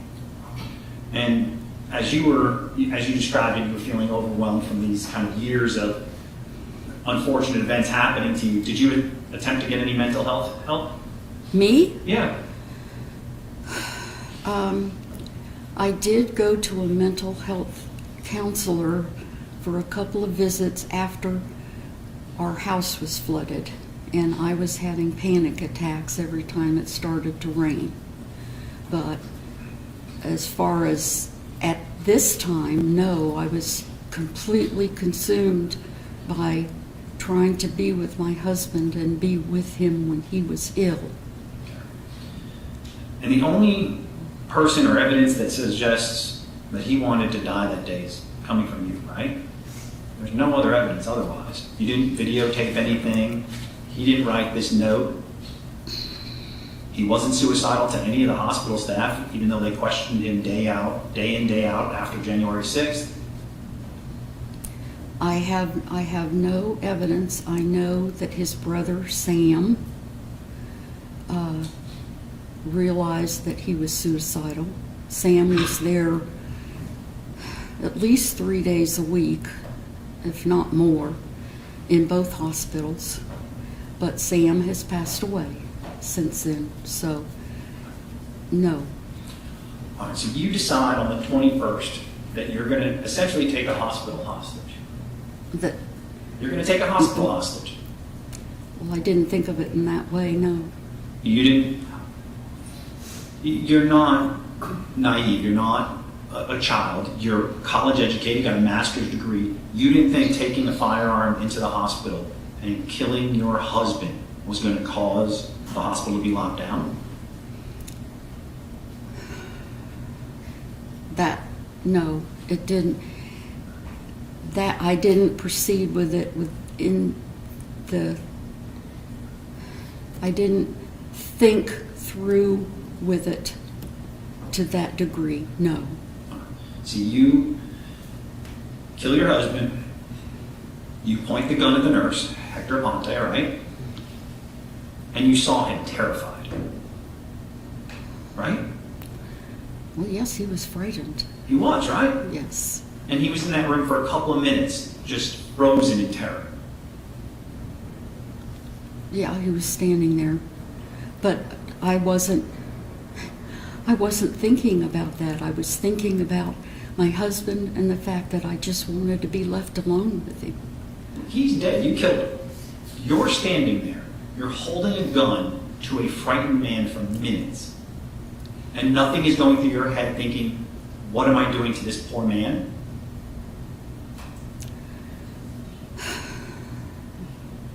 Yes, I'm sure that I thought that he was frightened. I wanted him out of the room. That was all I could think about, was I wanted him to go away so I could sit with my husband.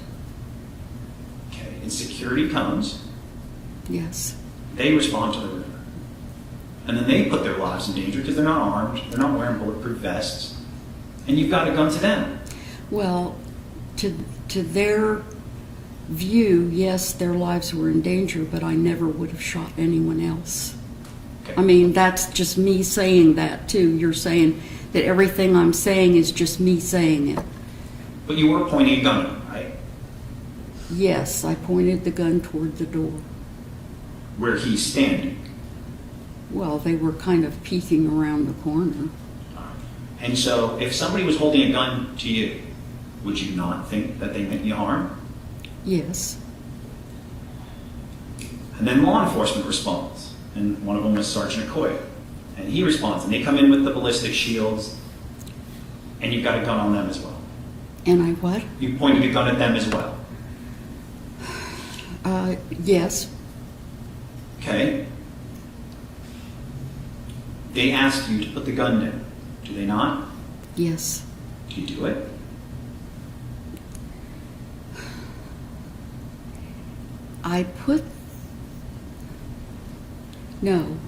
The only time I put the gun down that I remember was I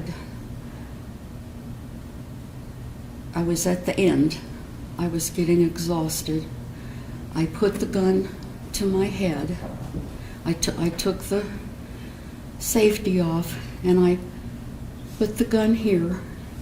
And then I realized that, what I said, that I would probably fall on the floor, which for 40 years I've been very careful not to fall on the floor.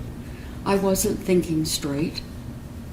And I laid the gun down so that I could move the chair. And that was when they came in. I had moved the chair to where I thought it should be so that I would fall on the bed and not on the floor.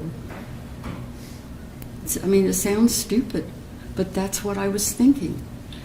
So law enforcement negotiators had to sit there with you for hours trying to convince you to put down the gun and surrender, and you didn't surrender. And then they tricked you ultimately with writing a letter, right?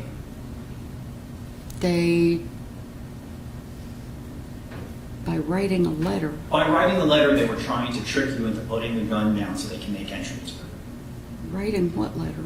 The note that you wrote when you finally approached, it's already been entered into evidence, it states 4. Do you recall writing this?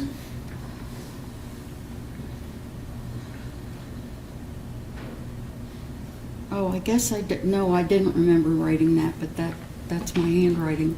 All right, and this is what you were writing when law enforcement was asking you to write a note.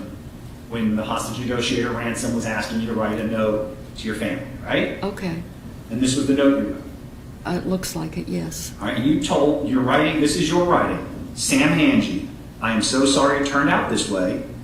Jerry thought he would be able to do it himself, but he was physically too weak.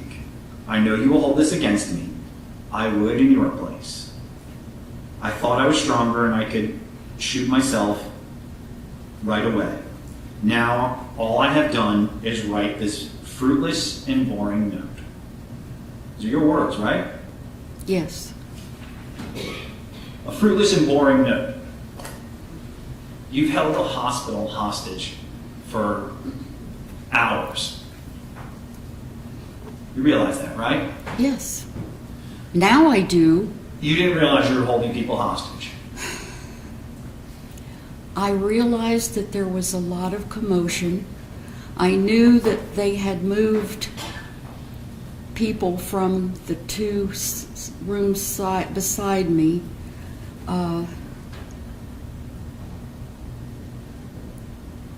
And I even told the officer that I was very sorry that people weren't able to get the care they needed. But I wasn't analyzing things. I was in shock. I was in pain. I was grief-stricken. you were in pain, you were in shock, and you were grief-stricken, but those are all your actions that led to it. Yes. And so law enforcement ultimately makes the decision to enter that room because you put the gun down. Yes, I put it up and I had laid the gun down to move the chair, and I went to pick it up, and when I picked it up, the flashbang went off. That's when the shot must have gone off, because I was picking it up to shoot myself. I actually had made the decision and I was going to do that. I don't remember the shot going off into the ceiling. I don't remember that. Okay, well, Sergeant Maher, and you can hear it from the audio as well from the video, flashbang goes off in the room. You don't realize it, but it's Tarek Kusami is the one who has that grenade launcher that makes entry into the room. And once that flashbang goes off, Sergeant Maher comes into that doorway, and he watches you pick the gun up and fire it in their direction. He can see the muzzle flash in his direction. Not at your head, right towards them. That may have been what he saw, but what I remember doing is getting ready to shoot myself. I have an excellent visual memory, and what I remember happening is what I said. I laid the gun down, I moved the chair, I reached for the gun to put it back to my temple, or my whatever this is back here. And as I started to pick it up, the flashbang went off. I don't know anything seriously. I know just a teeny bit about firearms. I don't know about a muzzle flash. I don't know about any of that. I know what I did, and I know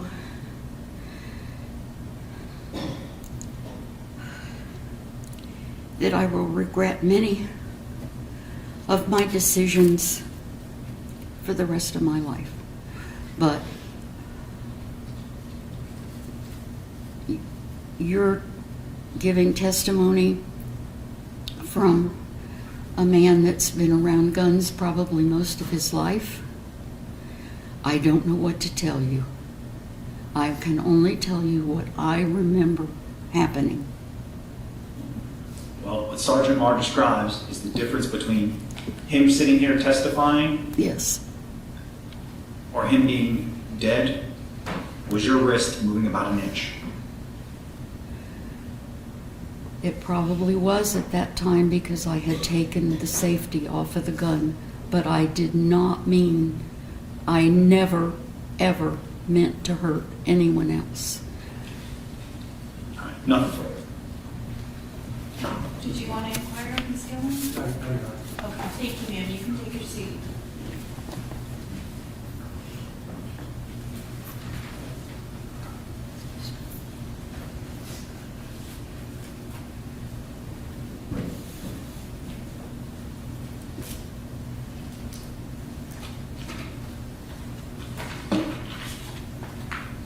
Mr. Ferry, did you have any other witnesses to call?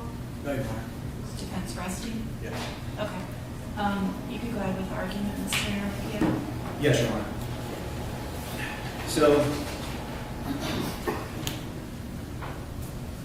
between Dr. Nagarajan and Dr. Nelson, they both explained that when Mr. Gilland showed up at the hospital, he was in a state of delirium. So if he shows up, he's not thinking in his right mind, he's not processing things properly. And then during that time, as Dr. Nagarajan said, people can have suicidal ideations. So at that time, Mr. Gilland does have those suicidal ideations up until about the 6th. Because by the 6th, the hospital has already cleared him of any suicide watch. And then from that point forward, he is never suicidal. And even he had openly said that he was suicidal. So I don't think saying that he was hiding it or anything else bears any relevance. Now, Mrs. Gilland decides to go home on the 21st after we've already discussed them from medical records. On the 20th, she's grown frustrated and angry. And as you've heard from some of the hospital employees, she was kind of nasty with some of the employees. She's been known to be kind of put hands on employees to the point where they told her, you do it again, you're never coming back in this hospital. She was determined to get her way and she wanted her husband to get better. I understand that. But they explained to her that it's a process and they weren't able to complete this swallow study at this time. So she decides the next day, it seems like she's just kind of growing frustrated and tired of what was going on. She goes home and gets a gun. She comes to that hospital. She doesn't check in at the desk. She goes straight to his room and she shoots and kills her husband. There is no evidence before us that he wanted to commit suicide that day. There is nothing. Even Dr. Danziger agrees with that assumption by the state, and that assessment by the state. So you have her go in and do this. Hector Aponte goes in. He walks in, he starts putting his gloves on because it's muscle memory. He's thinking, she fell on the floor, or he fell on the floor, I'm going to go ahead and have to pick them up, help them out. He turns around and she's got a gun. She's pointing it directly at him, and while she's saying go away and she's not making any actual verbal threats, anyone would assume that someone pointing a gun at you means you harm. And he is frozen in terror. He sits there for what is described as 5 minutes of just being frozen, that he can't even move and react to. I don't think he said 5 minutes. I thought he said it was approximately 5 minutes. Did he? Okay. I thought it was, okay. And so for that time frame, he's sitting there with the gun pointed at him. She doesn't put it down. She doesn't point it in any other direction. She points it directly at him. He leaves the room, and as you heard from Miss DAngelo, he leaves the room, he's got his hands up, and he's pale white like a ghost. He comes around the corner. He's sitting there in this little desk area with her, and he's not saying much at first. And then finally he tells her that she's got a gun and that she shot her husband. That's when she gets on the phone. Miss DAngelo gets on the phone, and she calls out for the active shooter. As Miss DAngelo described, she was so terrified of what was going on, she's not even sure if she put the phone on the hook. They run. Hospital staff is barricading themselves into rooms. So those 33 other patients just on that floor are no longer receiving care. They're no longer receiving treatment. They are all left alone because hospital staff is taught to go into those rooms, barricade themselves in. You heard from them. Hector Aponte was so terrified of it, he's literally on the floor in the fetal position crying. It's impacted him so much that he no longer works at that hospital, and he gets psychiatric help or psychological help to deal with the nightmares and terrors that he's had as a result of it. Her actions shut down that hospital. That hospital was shut down for hours. So that means those 33 other people whose loved ones wanted to be by their side in those moments can't be there. That means women who might have been giving birth and their husbands didn't get there on time can't be there. Anyone who wanted to be there for somebody in that hospital cannot be there for them. And that is an action she took, and it's a deliberate action. She is college educated. She understands what hospice is, and while she says they weren't telling me about it, she never said she looked into it, never did anything. She never looked for an alternative. She never looked for anything. What she decided to do was take that hospital hostage for hours. When Cory Jackson, the security officer, responds, he gets up to the room, he just knows it's a weapon, opens up the door, she's got the gun pointed at him and threatens to kill him. He backs out of the room and stays posted up on the door. Cory Jackson, no body armor, no gun, just a taser, and I get it, she's older and everything else, but it doesn't stop her from being able to kill people. He stood there and bravely guarded that door, the patients in that hospital, the hospital staff, and stood there as the first line of defense in case she came out of that room. Because, as you heard from Miss DAngelo, Miss Gilland has always been upset and has been kind of aggressive towards hospital staff, and they thought she was going to take out not only her actions on her husband, but on hospital staff. So they were terrified. Law enforcement responds. You've heard from Sergeant Koya. He responds. They come up with the ballistic shields. They open up the door. Gun, gun, gun. They back out of the doorway. He doesn't shoot her. He doesn't fire because they, like they described, There's oxygen lines in the wall. He didn't want to get into a firefight right then and there on that spot. They maintain outside. They're telling her to drop the gun, drop the gun. She doesn't drop the gun. Now, time and hours go by. SWAT is brought in. The SWAT team is sitting outside that doorway. They've got the whole cam. She's made threats to the officers while they're out there. Sergeant Maher, as they described, and you see in the video, they've got the whole cam, so they're watching her every move. It takes Ransom, who you see in the first initial video. He's the hostage negotiator talking with her, and they can come up with this plan. And the plan is, let's get her to write this letter, write this note, and when she writes this note, we're going to hope she puts the gun down. When she puts that gun down, that's when the team is going to make entry. And at first, she's not putting the gun down as she's writing this note. And it's telling of who she is when you read that last line of that note where she says, this is a boring and fruitless letter. She has literally taken a hospital hostage, killed her husband, and to her, this is boring and fruitless. Why am I being bothered to do these things? Now, the SWAT team operator deploys the flashbang as soon as they said she's put this gun down. Flashbang goes off. Tara Kusami is the first guy through with the grenade launcher, and that's when she fires the shot. She picks up the gun. She doesn't point it at her head. She's not trying to kill herself like she said here today. Because that projectile would have been up in the ceiling to the left. It would have been maybe the glass behind her, something in that direction. The projectile went up into the ceiling, but right in front of her. And as Sergeant Maher described, him and Edward Lee enter. They're aiming down into the room.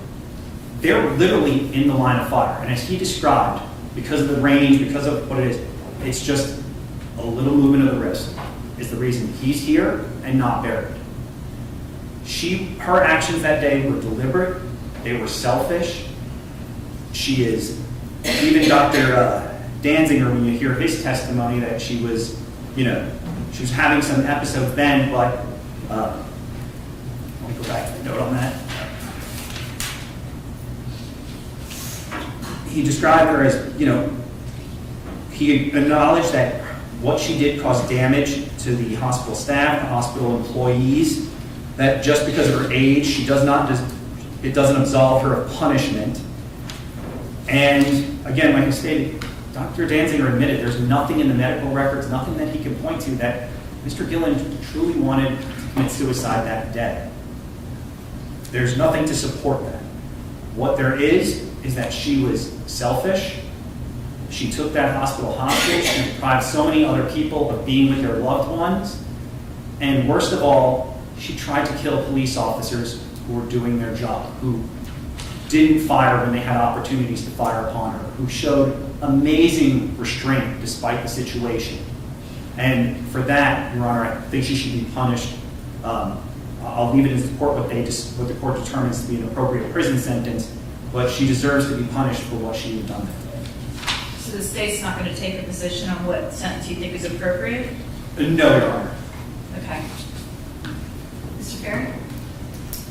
I really don't want to regurgitate everything I put in my sentencing memorandum, but I'll go over, I guess, a few points today. Obviously, the court knows Ms. Gilland is someone who's 78 years old.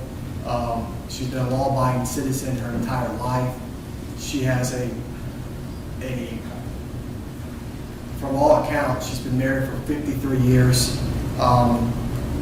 She loved and cared for Jerry Gilland. I mean, like any loving husband and wife would love. I mean, she had a deep respect for him and the amount of care that he provided to her over the 53 years of marriage. No one knows Jerry Gilland better than Miss Gilland. For someone who has spent 53 years with that person since 8th grade, I think the testimony was today. She knows her husband better than anybody that testified today. And she knows if he was improving or not improving. She loved him so much that she had to make this decision for him. In the medical records, there are several, the state didn't call these witnesses, but certainly I mentioned in my sentencing memorandum, there are several times in which Mr. Gilland expressed to hospital staff that he wanted to end his life. Why? Because, as Dr. Nelson said, his health was deteriorating.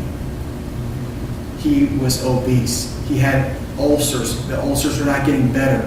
I'd asked the court to review the graphic photographs that were admitted into evidence. Those are ulcers that, and everybody has explained on a level 1, 0 to 10, I think, it's a 10.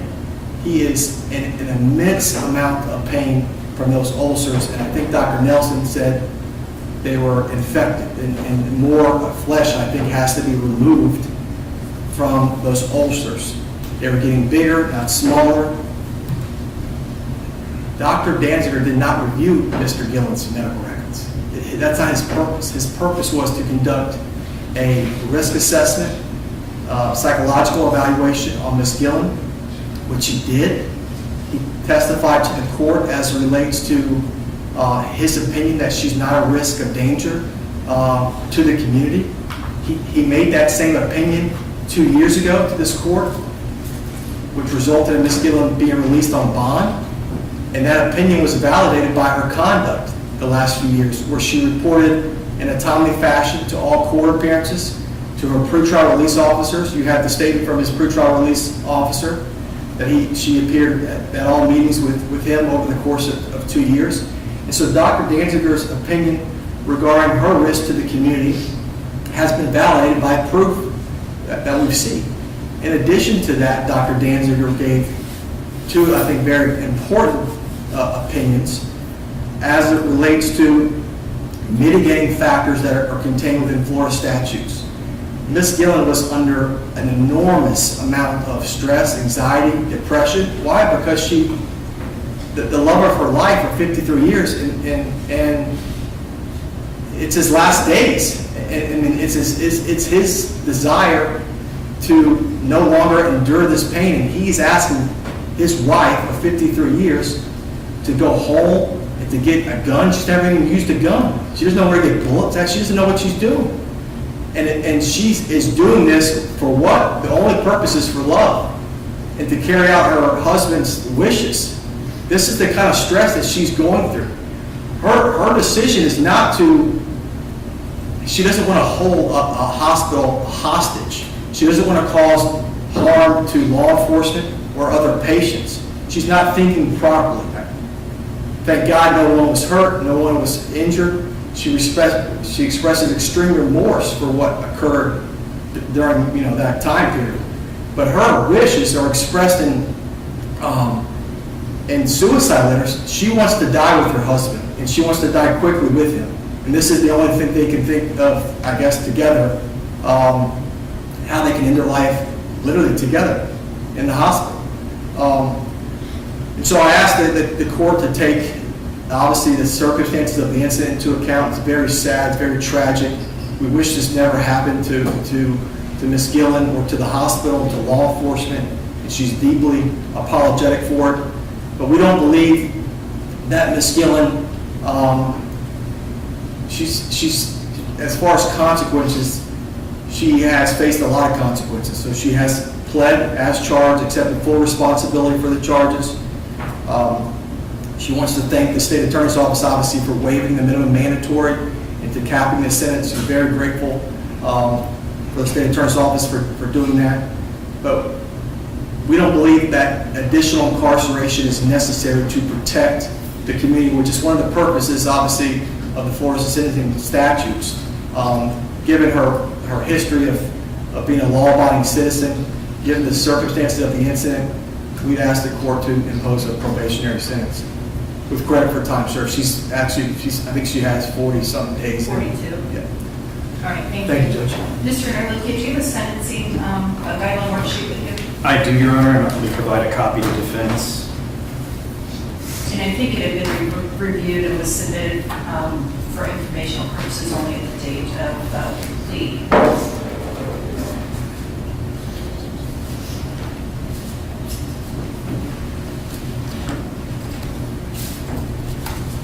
And I did during that last break that we took review the additional materials that the defense submitted with the additional letters that were attached. Thank you, Judge.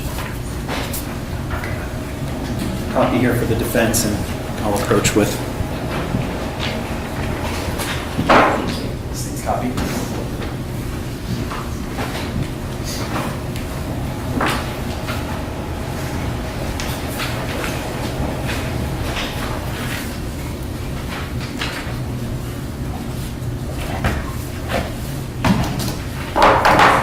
Ms. Gilland, I'll allow you to remain there, but I just will ask you and your attorneys to please stand while I'm imposing sentence.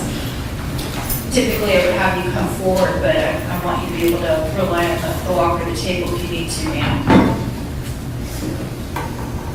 So, and I just want to take this opportunity to remind everyone as well that no outbursts or emotional expressions will be tolerated. You'll be removed from the courtroom if that does happen. So to kind of reiterate, Ms. Gilland, you're here on the counts that your attorney stated. You've got the 1 count of assisting self-murder or manslaughter, 2 counts of aggravated assault with a firearm, and those refer to Mr. Jackson, the security officer, and Mr. Aponte, both of whom testified here today. And then you have that 4th count of aggravated assault on a law enforcement officer with a firearm. And there were 6 officers who were named as victims in count 4 of the indictment. So the score on the criminal punishment score sheet is 115 months, which would be 9 years and roughly 8 months. The state, as you know, has agreed to waive the minimum guidelines and agreed to cap your punishment at 10 years prison. And I first want to talk about some of the testimony that I've heard today. And Ms. Gilland, I accept your testimony today that you've given with respect to the fact that Jerry was suicidal. I know there's no records that document that, but I accept what you stated, that he told you and continued to express that he was suicidal. I think that makes sense that a husband would confide in his wife of 53 years with respect to his serious emotional condition.